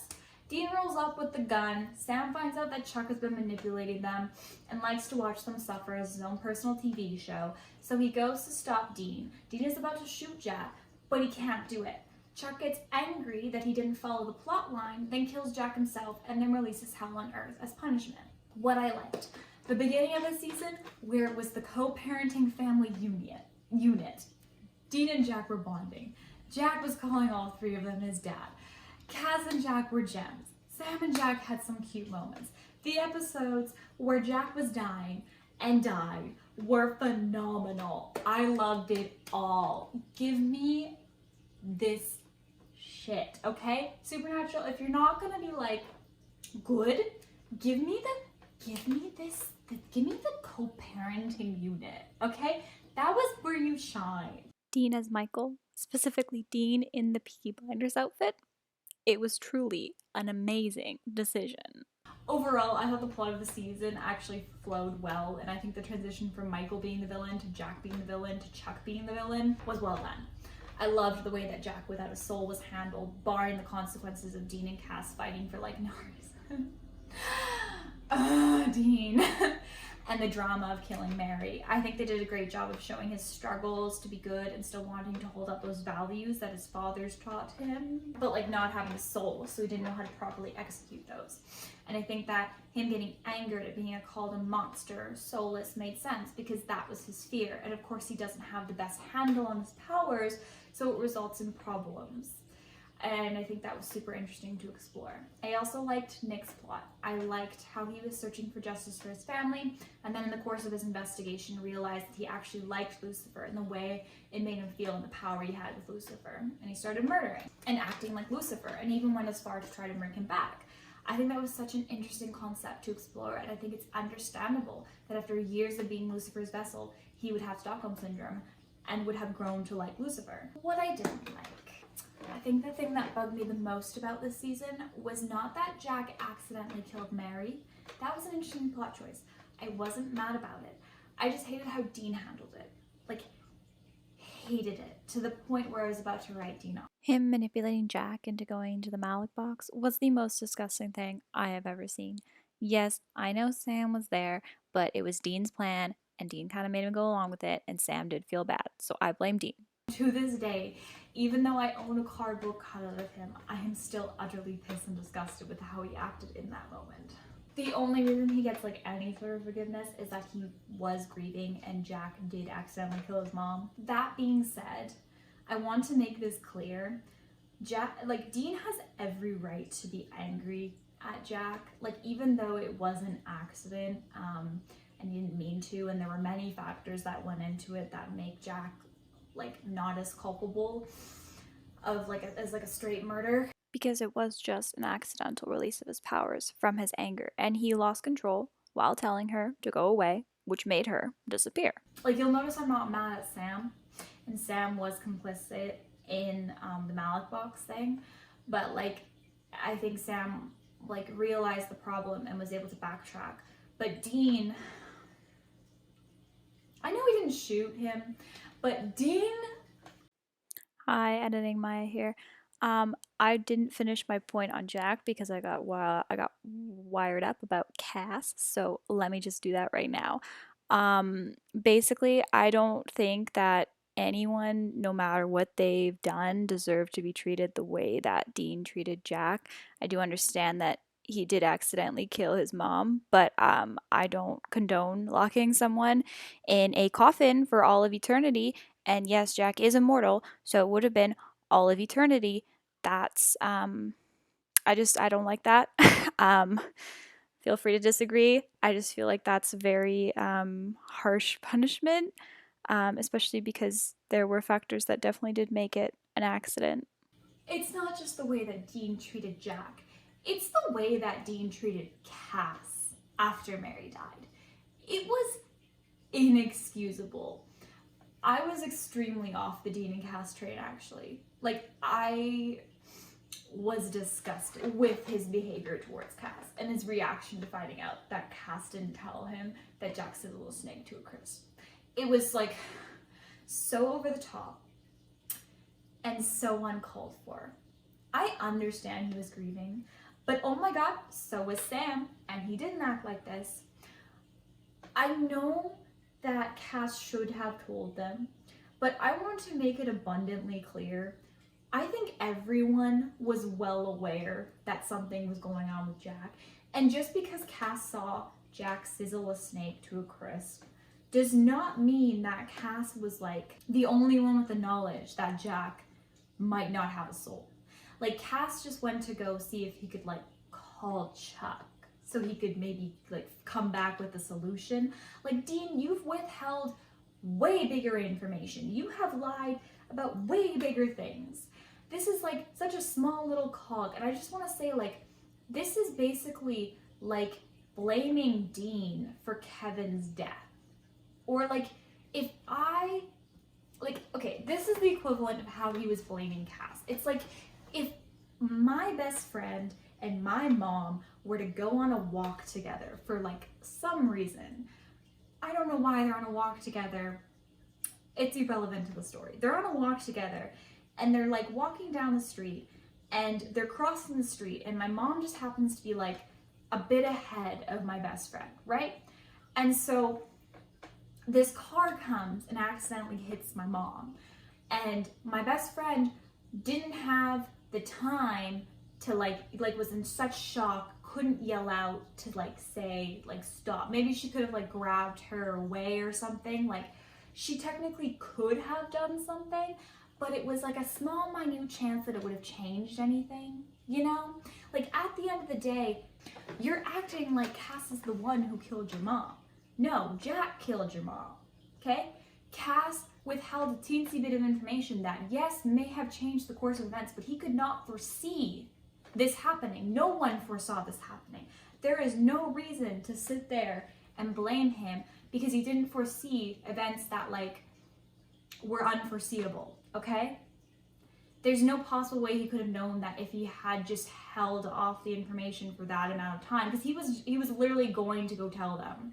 if he had held out the information for like that amount of time that Mary's gonna die. Like he can't, Dean, it wasn't like, you know, like you just, no, like I telling him that he's like dead to you, and then like telling him that his opinion doesn't mean anything, and consistently just ignoring him, and like ignoring him to the point where Cass like literally just leaves in season 15 because Dean won't listen to him. And Cass apologizes too. Like he takes the time to like apologize, and he feels bad even though like he's not necessarily culpable in any way, but he tries to like mend that bridge and to like understand Dean's feelings, and Dean still will not, like he won't, like he just like no one's to blame in, well, like Jack is to blame,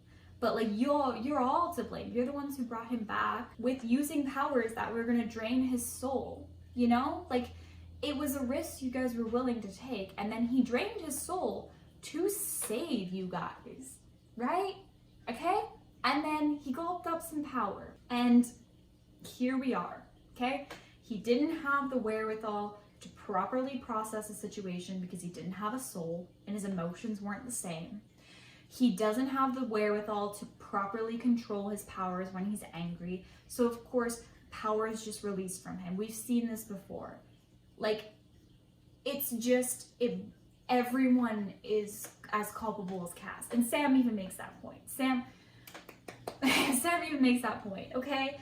Like, not only is it just Cass culpable, but it's like everyone's culpable. So I just was very, very, very upset with the way that Dean treated Cass. Yeah, I was upset with the way that Dean treated Jack, and I still don't like the fact that he tried to lock him in a coffin for all of eternity. But I could have taken that alone. But it was comboed with Dean's just horrible behavior towards Cass. Also, Dean's mid-season plan to get put in a coffin at the bottom of the ocean was so stupid. And I didn't necessarily hate it because it was so funny, but it was so stupid. Like, he was like, guys, I won't be talked out of it. And then like immediately got talked out of it. It's like, okay, Dean, like this is like, what, the 16th suicide attempt you've made? Just, I'm tired, okay? I'm tired of your stupid suicide plans. I know it's sad, and I know how much you hate yourself, but can we just stop? Like, can we just stop? My favorite episode was number 20, and my least favorite episode was number 18. Who's coming in at number 5? Season 3. This season starts off with Dean doing adult activities and Sam sitting outside in the Impala reading crosswords deals. It was a bold way to start the season, especially because Sam could see through the curtains of the silhouettes of them. And then Barbie calls and Sam just like walks in on them in the motel room. And it has been months since I have seen this scene, and I am still traumatized. Why, Supernatural, why? Anyways, they kill the 7 deadly sins in the first episode, which was bold. The actual plot of the season is killing all the demons that escaped from hell last season, when the gates of hell were opened. We're also spending time this season dealing with Dean's crossroads deal. He has a year of life left in him, and Dean wants to live it to the fullest. He wants to party and get laid and go see Lisa so she can come back later and ruin things. And we have that Christmas episode. The only one in all 15 seasons. Can you, like, it's like 15 season show, and we celebrate Christmas once. No, I will not count the little snippet in the Mrs. Butters episode, okay? We celebrate Christmas once. He also, as the season goes on, starts to fear his decision and the things he missed out on in his life. But he never wavers because if he backs out, Sam dies, and he doesn't want that. Sam, on the other hand, has to come to terms with Dean's death and letting Dean go. He also makes a friend named Ruby, and she really wants him to use those psychic powers because she wants him to be the best Jedi in the galaxy.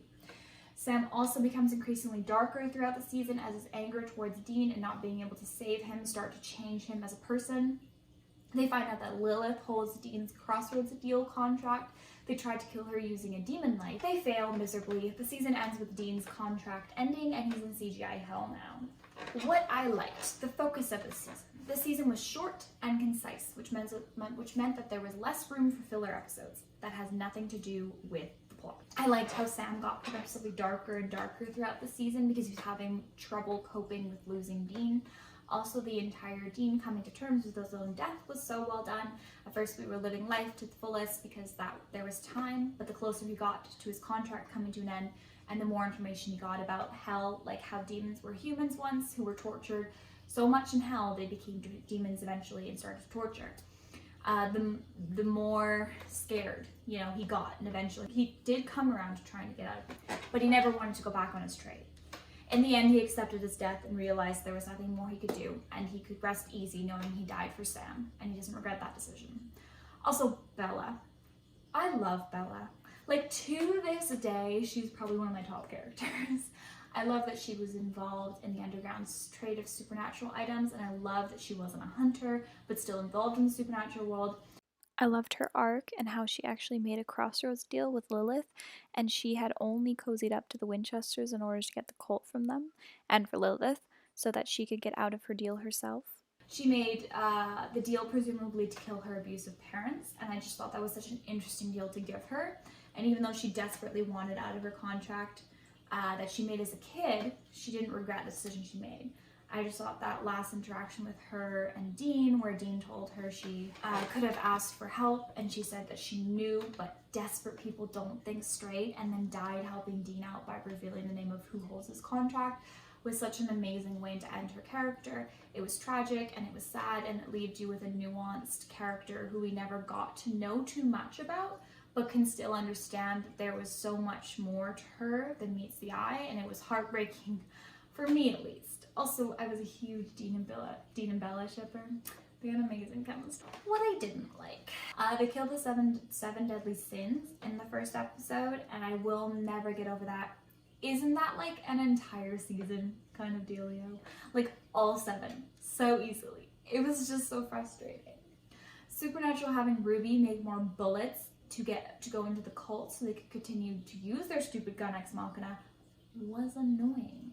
How they closed off the being wanted by the FBI plotline after not acknowledging it all the entire season, even though they were extremely wanted last season, was bad. But it's fine, because they needed to celebrate Christmas. So let me explain how they closed it. FBI agent Henriksen locks them up in this random ass jail, and then demons choose that time to mount an attack so that Sam and Dean can conveniently show that they are criminals. They're just hunters. And I would say, okay, sure, but they didn't commit murder, but you have them on credit card fraud, grave desecration, car theft, impersonating a federal agent. Those are still things. So I think they are, criminals. Those are still crimes. You can arrest them. Okay, Agent Henderson? Agent Henderson, go ahead. Anyways, yeah, then they all die in an explosion. It's like Lilith knew the writers didn't want this plot anymore, so she was more than happy to make sure the FBI could never bother them again. I also wasn't a big fan of Ruby in this season. I don't like the actress who played her. She was an Arrow, and I hated her character in Arrow, and now I can't stand her face. So sorry, I just couldn't do it. It's no shade to the actual actress. I have bad associations with the character she played in Arrow, if that makes sense. I don't want to come out for her. Don't know her. All I know is I hated the character she played in Arrow. My favorite episodes were number 11 and 13, and my least favorite episode was number 1. Because it killed all the goddamn deadly things. Oh my god, look, we're so close. Number 4, season 8. Yeah, I know you people who watch Supernatural who were not expecting season 8 to be this high. I know, but I don't think the overall popular opinion of season 8 is the way that I feel, but this is my ranking, and I fucking love season 8. The season begins with Dean coming back from purgatory with a new vampire BFF named Benny, and no, Cass. He tracks down Sam and finds out that he gave up, stopped hunting, and hit a dog while he was gone for a year. The point is, Sam didn't look for Dean, and Dean is pissed, and it causes a lot of turmoil between the two. Anyways, Kevin, the most beautiful prophet of them all, says that there's a way to close the gates of hell, and it's written on the demon tablet, and the brothers are like, yes! So they go to an underground auction to get the demon tablet, but Dean almost kills Kevin's mom when Crowley was inhabiting her, so Kevin bounces. However, the witch that Kevin's mom hired on Craigslist betrays them to Crowley, but don't worry, Sam, Dean, and Cass go save Kevin and get the tablet, which Kevin translates and then gives out the first and second trial. He's kidnapped by Crowley again before the third trial can be given to Sam and Dean, which is why we get Metatron introduced last minute. And in the second half of the season, Sam goes through the trials to close the gates of hell. The demons, being led by our old friend, King of Hell, Crowley, are also wanting the demon tablet. The other plot going on is that Cass comes back from purgatory under suspicious circumstances, and turns out he's being controlled by Naomi, who wants the angel tablet and dirt on the Winchesters for her latest article in Angel Weekly. The angel tablet can close the gates of heaven, and Cass gets manipulated into doing this by Metatron, the last-minute villain who was the scribe of God. Metatron ends up stealing Cass's grace to complete the trials, and all the angels fall from heaven at this end of the season. Sam doesn't end up closing the gates of hell. He gets close to completing the trials with curing a demon. They chose Crowley. But Dean stops him because if Sam were to complete the trials, he would die. The season ends with Sam dying and then watching the angels fall from heaven. Also, we get a new HQ, the bunker, and a new club, the Men of Letters. What I liked. The character work in this season, I think, was impeccably executed. Sam spent the first part of the season struggling with choosing between hunting and a normal life with this woman named Amelia, and obviously he ends up choosing hunting. We got more seasons, you know? But I think this was well executed, and then he was dealing with the guilt of not looking for Dean as well. Dean is also being super petty about it and making comments about how he doesn't trust Sam anymore. When Sam has the chance to complete the trials, he tries so hard to do it, even if it means sacrificing his health and in the end his life, because he was so afraid of disappointing Dean. And I love how his desperation and fear of losing Dean and having Dean replace him was super evident in all the decisions he made, especially when it comes to staying with Dean and hunting and also taking on the burden of the trials. Dean was dealing with a lot of abandonment issues this season with both Sam and Cass, and I think that this season really had Dean having to let go of his control over people and realizing they are allowed to make decisions for themselves out of Dean's control. For example, Dean was very against Sam taking on the trials, but Sam did anyways, mostly by accident, but still, and Dean had to live with that. The entire season, it seemed like everyone was on different pages, and the lack of communication was astounding. But it showed every single character's deepest fears and the guilt they carry and how that can impact their relationship with others. Dean, in being mad at Sam for not looking for him in purgatory, was putting this fear in Sam that he was completely unaware of, that he was going to leave Sam if Sam disappointed him. And it was Sam expressing those things that I think was a huge learning experience for Dean. Cass's plot this season was so good. He was struggling with his own guilt and self-loathing and trying to redeem himself, but also figure out where he fit in the world. On top of that, I think that this season really showed how Cass is trying to have free will, but it keeps being circumvented by other people. Like, he wanted to not be with Dean in purgatory, and Dean was like, no bitch, we died together. He wanted to stay in purgatory as punishment because he thought he deserved that. That gets circumvented by Naomi, and then he's being controlled by Naomi. And when he, for the first time this season, makes a decision of free will, it's to save Dean. The thing is that Cass searches for redemption desperately, and Metatron, who I think understands the supernatural characters better than the supernatural itself, offers him the chance to close heaven, and he jumps on it, because that would be redemption in the eyes of at least Dean, but he gets conned again. I think his entire arc this season shows how much of a struggle it is to make your own decisions and struggle with your own failure and guilt when you hurt others, as well as coming to terms with who you are, and also how desperation can lead to poor decision-making abilities. I also loved Benny. His friendship with Dean was so cute. I think that both Crowley and Kevin were on point this season. I think the tablet plot, though a little weak, was decently well executed, and the motivation surrounding getting both tablets and their origins were well explained. What I didn't like, Naomi. Listen, I think the fact that you can tap into Angel's hardwiring and set them back to factory mode is a fun concept. And I think it was interesting for her to control Cass. But like in the 12th hour, all of a sudden, she was like not a bad guy anymore after the entire season of manipulating and controlling Cass, and then having Cass almost kill Dean. Suddenly she was good and trying to help Dean. She was just scared of Heaven's Gates closing. It was just bad writing in my opinion. So who replaced Naomi as a villain? Well, we have Abaddon, but she's more of a season 9 villain. But it was mainly Metatron, and he was introduced in episode 21. There's 23 episodes in this season. This was not a plot twist. This came out of left field, and it does lead well into season 9. I will give them that. But looking at season 8 as a whole, and just season 8, what was that last minute villain change? Like, it just didn't make any sense, and it was super weird and badly executed. Why did Sam stay with Dean? Like, I know why. But he should have just stayed with Amelia to go live his boring life. Because let me tell you, Sam, Dean is about to violate you so bad. And I know you're gonna keep whining about having a normal life, so save me the drama and just leave. Favorite episodes, 4, 7, and 8. Least favorite episode, 16.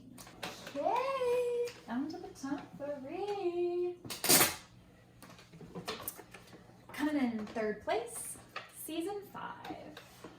So we started off the season with Lucifer rising and Dean and Sam being on the outs.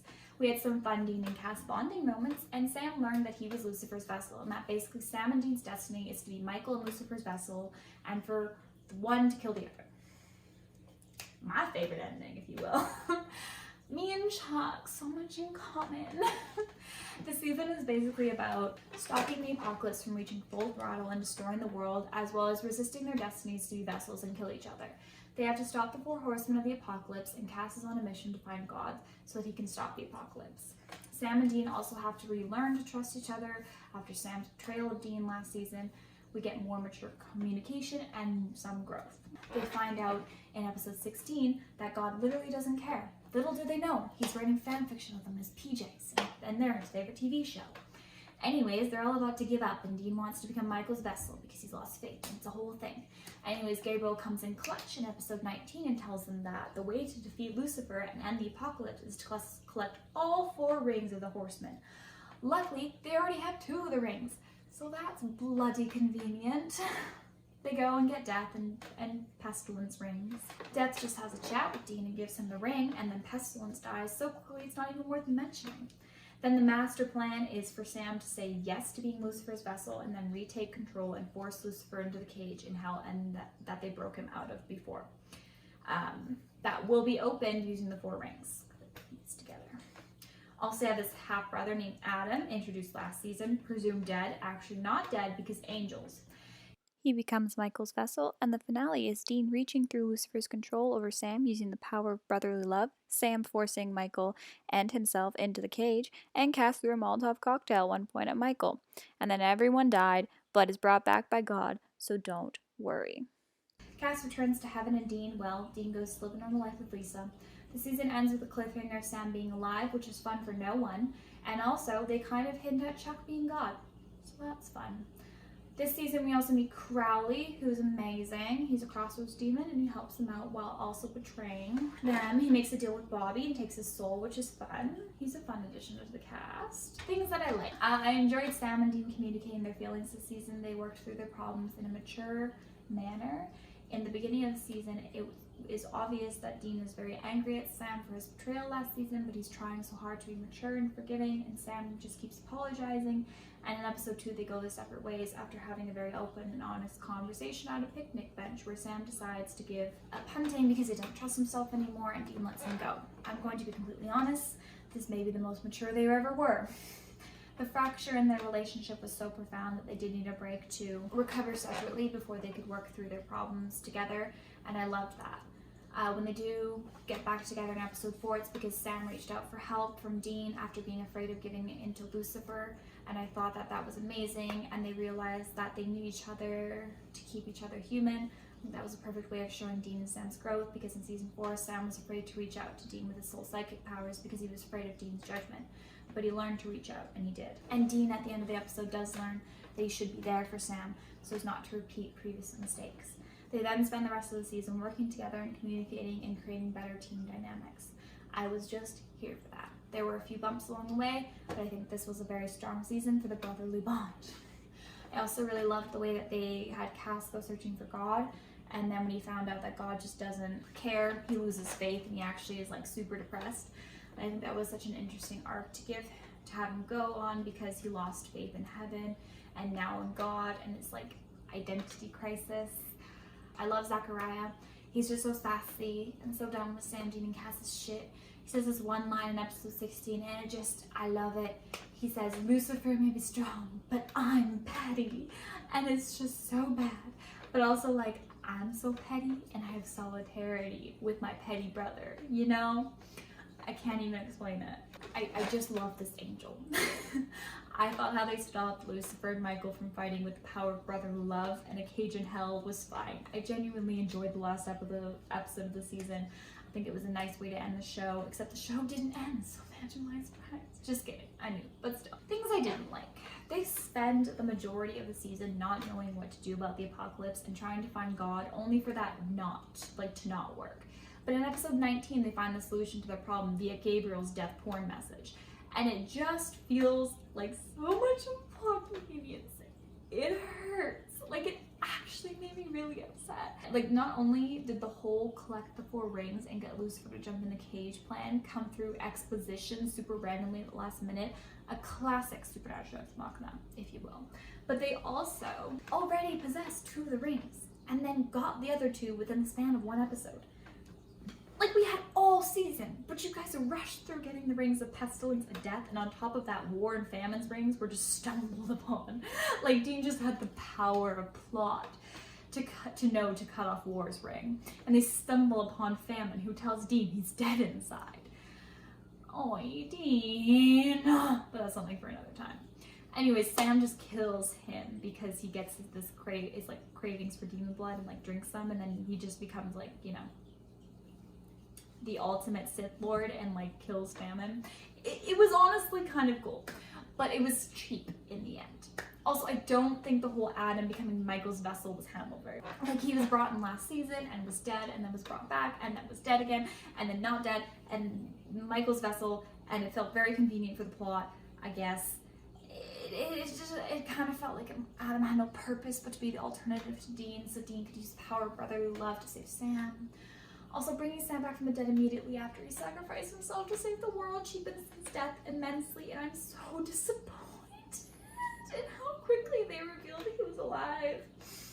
Also, Lisa, listen, I know that Dean, up until this point, has sort of been reevaluating his life, and he hasn't been happy with it, and he's been wanting a normal life. Sure, makes sense, but Lisa? I went to the High Boys. It was barely set up. Like, barely. We met her at the beginning of season 3. She was mentioned like twice. And then Dean shows up on her doorstep in episode 17 of season 5 before he goes to become Michael's vessel. And he's like, I picture my life with you when I think of being happy. And Lisa's like, me too. And you're like, what? They had like a 2-night stand years ago and then saw each other once 2 years ago. And they both have not like moved on. Really?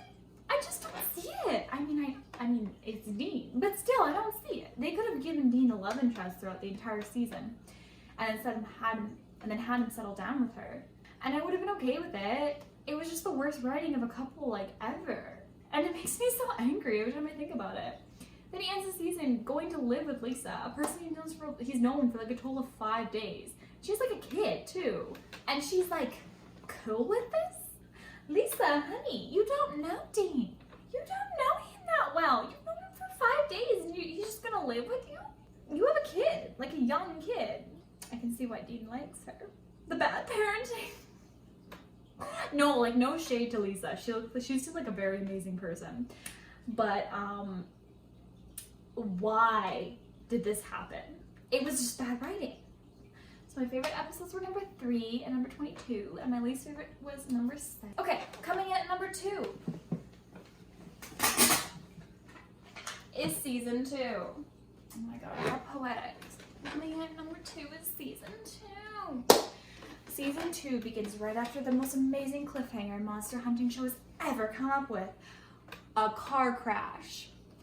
Anyways, Dean's in a coma and there's a hot reaper named Tessa. John makes a deal with Yellow-Eyed Demon to trade his life for Dean's and promptly dies. The rest of the season is about the brothers grieving their father, as well as dealing with Sam's ever-growing psychic powers and the fears that both Sam and Dean have about that new development. John, before he dies, tells Dean that he needs to kill Sam, and this becomes a point of contention throughout the entire season. First, in the great tradition of being a Winchester, Dean withholds this information from Sam, and then when he finally does tell Sam, Sam asks Dean to kill him, and Dean says yes, but he doesn't really mean it. He was like, yes, you can see it like crossing his fingers behind his back. Yes, Sam, of course I will kill you. We also spend the season trying to discover the mystery of the psychic kids, like Sam, and what Yellow-Eyed Demon wants with them. The FBI is also trying to arrest Sam and Dean because, in case you didn't know, they are criminals. All that credit card fraud is really catching up to them. In actuality, Dean was framed by a shapeshifter last season for a string of murders, and when they get caught robbing a bank, the FBI catches their scent again in this season. This season ends with what I can only describe as the Yellow-Eyed Demon's version of the Hunger Games in an old Western movie town. Because you see, the Yellow-Eyed Demon is looking for a commander in his army to start the apocalypse, and he kidnaps all the psychic kids and makes them all fight to death so the strongest can lead his army. Dean ruins the fun, but not before he watches Sam get stabbed in the back by Jake. It's all very dramatic. But don't you worry, we have 13 more seasons of this show, so in true Winchester fashion, my boy Dean calls up the local crossroad demon and trades his life for Sam. Then, in a graveyard, they kill Yellow-Eyed Demon with our favorite gun ex machina and the power of John Winchester's ghost hugs. The gates to hell get open and it's super fun for everyone involved. We also get introduced to Gabriel this season, but it's unclear whether or not he was supposed to be an archangel at this point.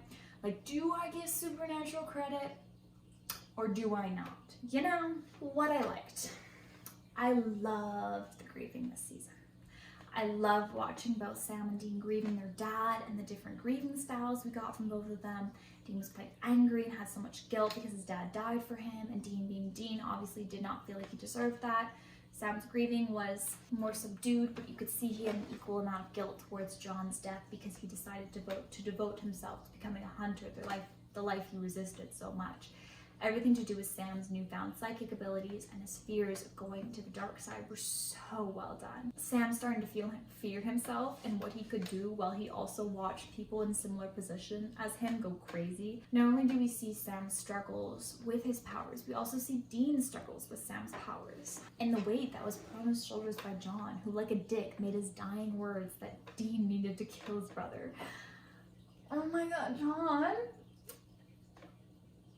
Bad parent until the end. Then, having Sam basically double down on what John said and asking Dean to kill him if he turns evil due to his psychic powers. Just having Dean struggle with losing his father and then the potential of losing his brother, his last living family member, and then being the one who has to kill him. I loved it. Everyone was miserable and it was so angsty, and I loved the trope of someone asking someone they love to kill them for the greater good. Then having the season end with Sam shooting Jake multiple times angrily, just so unlike Sam, and having Dean just trade his life to bring Sam back. Like, there's the foreshadowing of Dark Sam that we get in season 4, and there's the moment where it's like, oh my god, Dean made a mistake, you know? What I didn't like, Joe and Helen, they just weren't it. I can't explain my deep hatred for these two characters, except that they were the cheapest excuse for female reoccurring characters I have ever seen in my life. I didn't want to hate them, I just did. And they had no character except strong hunter woman, and Joe had daddy issues and a crush on Dean. But like, so do I. That doesn't make you unique, Joe. I also did not like the ending of this season. The whole fight with the Yellow-Eyed Demon was so bad. The green screen was trash. And John hugged the Yellow-Eyed Demon to death. Yeah. It was so funny. But it was like so bad.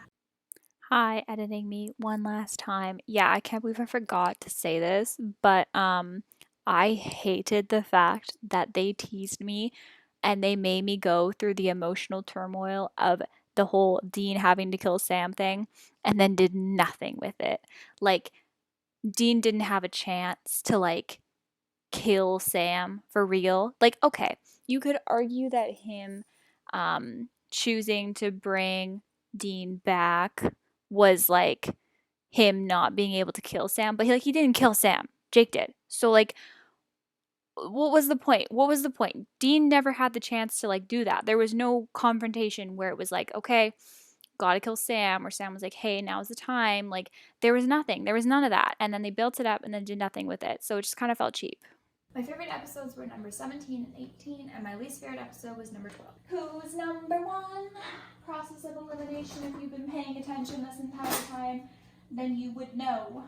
My favorite season of Supernatural is, in fact, season 4. I just don't think they ever got better. I'm just so bitter today.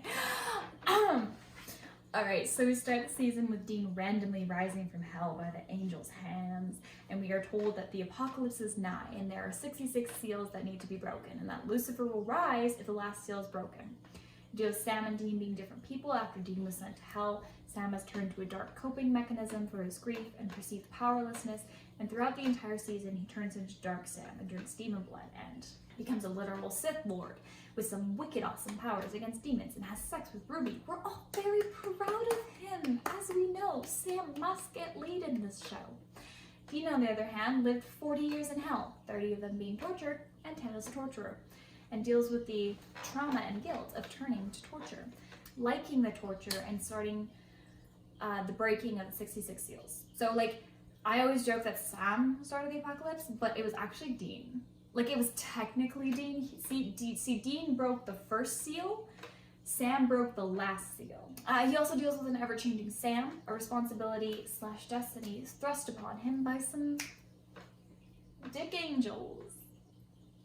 Stick your dick in him, Cass.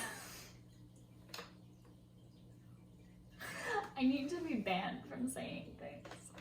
The brothers must discover who these new versions of themselves are, and they don't end up very much liking who they see, which causes a lot of conflict and an ever-growing divide between the brothers that is culminated by lies and betrayals by both parties. Their problems with each other reaches a breaking point when Dean discovers that Sam has been drinking demon blood to become powerful, and after a failed detoxing session, they almost kill each other. Though, in the end, they come together to watch Lucifer rise from the cage because that's what family does. They start the apocalypse and they watch the end result together. This is also the season where beautiful Cass is introduced. He is the one who pulls Dean from hell after he broke the first seal by turning to torture in hell. And him, along with the angel bros, are trying to get Sam and Dean to start the apocalypse and become Lucifer and Michael's vessels. We don't find that out until the end of the season. He starts to develop feelings for Dean, and at the end of the season, he betrays heaven and lets Dean out of the safe room to try to stop Sam from killing Lilith and breaking the last seal.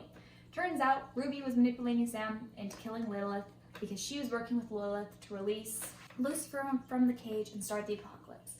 Dean fails, and Cass dies fighting some angels. It's a fun time. We are also introduced to Chuck, who is 100% just a prophet of the Lord, and he writes a book series about the brothers called, you guessed it, Supernatural. Bum, bum, bum. What I liked, the expansion of the lore was really well executed. Up until this point, the show had made it so that the existence of angels and God was up in the air. Like, we had that one church episode in season 2 where Sam was like, I believe in God and have faith. And Dean was like, I don't. But then by the end of the episode, he was like, okay, I guess I'll have faith as well. And knock, knock, knocking on heaven's door was playing. It was very early 2000s, you know? Remind me of that one scene where Clark kisses Bellamy goodbye on the cheek and knock, knock, knocking on heaven's door was playing. I used to be a Bullark shipper if anyone's interested.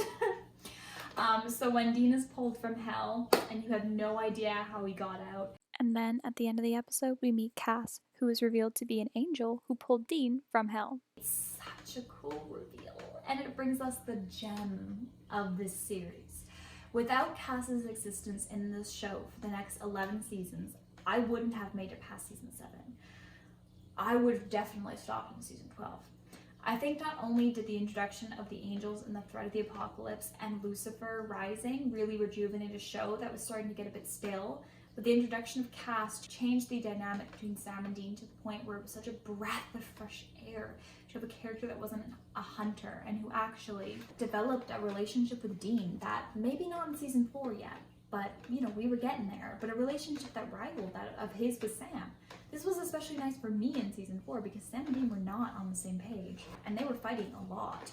Also, I think it was a great decision to have both Dean and Sam interact and bond with two supernatural beings, especially because the dichotomy was that Dean was chosen by angels in heaven and he became friends with Cass, whereas Sam was meant to be Lucifer's vessel and was being manipulated by the demons the entire season and was also having sexy fun times with Ruby, a demon, who was recast and is now the actress is married to Jared Padalecki, who plays Sam, and I could see it. The on-screen chemistry was, the sexy fun times was, so good for them. I think having that contrast be present really showed the viewer how they were on polar opposite sides the entire season, which I really liked and kind of foreshadowed the whole Sam being Lucifer's vessel and Dean being destined to be Michael's vessel and their destinies to kill each other thing.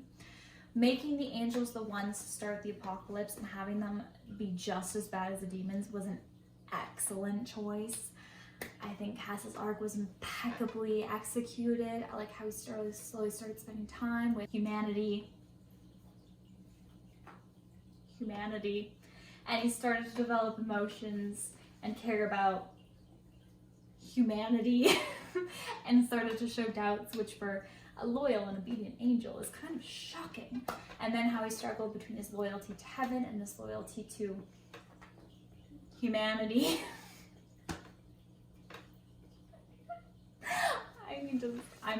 I've been up since 4:30 in the morning. I need to stop. I need to go to bed. I have to work tomorrow. I love Sam's regression arc. I am a sucker for a good regression arc. And Sam going to the dark side was so well executed, and I was just loving all the conflict it caused. I also love how they explored addiction in the sense that he was addicted to demon blood and it made him into someone he wasn't, and it made him do things that he wouldn't normally do for a fix. I love how Sam turned to using his psychic powers after Dean died because he wanted revenge against Lilith, and at least in my opinion, I think he started to get intoxicated by the feeling of power that he gets with his psychic abilities. I love how Dean's negative opinions about Sam using his psychic powers and his fear of him going to the dark side ended up being what pushed Sam further into isolation and made Sam further rely on Ruby, who was manipulating him and making him an addict. I think it shows that if you treat someone like they are a monster, they may just prove you right. Labeling theory. Look at my criminology coming through. Also, imagine what would have happened if Dean had been supportive and tried to understand Sam's POV instead of just acting horrified at Sam using his powers. That being said, Dean has a lot on his plate this season, and I think that was also brilliantly executed. He gets back from hell and Sam is spiraling into darkness and becoming Sith Lord, and he's got major trauma, and Dean's got major trauma because in hell he turned to torturing after being tortured. Anyways, he struggles with the guilt of what he did in hell and finds out after being forced to torture again that he broke the first seal, which started the apocalypse. Then he has this destiny that the angels are forcing on him that he's really just not into.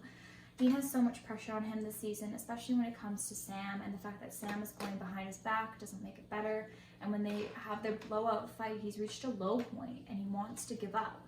But after Bobby yells at him, he regrets his actions.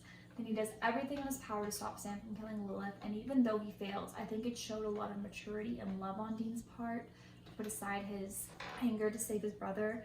I also made fun of the apocalypse at first, but it's literally the best plot they've had, and the stakes were really high, so it made you invested in the show. I also think that this was the perfect culmination of the previous seasons, with Sam being chosen by the Yellow-Eyed Demon to have his psychic powers with the purpose of starting the apocalypse, which slowly grew, And we find out in this season that Mary made a deal with Yellow-Eyed Demon to save John's life, and the deal led to Mary dying and Sam being infected with demon blood. Then we see Sam's descent from good little uni boy to Sith Lord over the course of 4 seasons, and it was well executed for the most part. The season felt satisfying to see all the pieces come together. The addition of the Supernatural book series was also kind of fun. What I didn't like. I think they really missed out on the opportunity of showing us more of the seals being broken. I think that we only saw like 5 of the seals being broken, and there are 66. So like, did we use our screen time to the best of our abilities?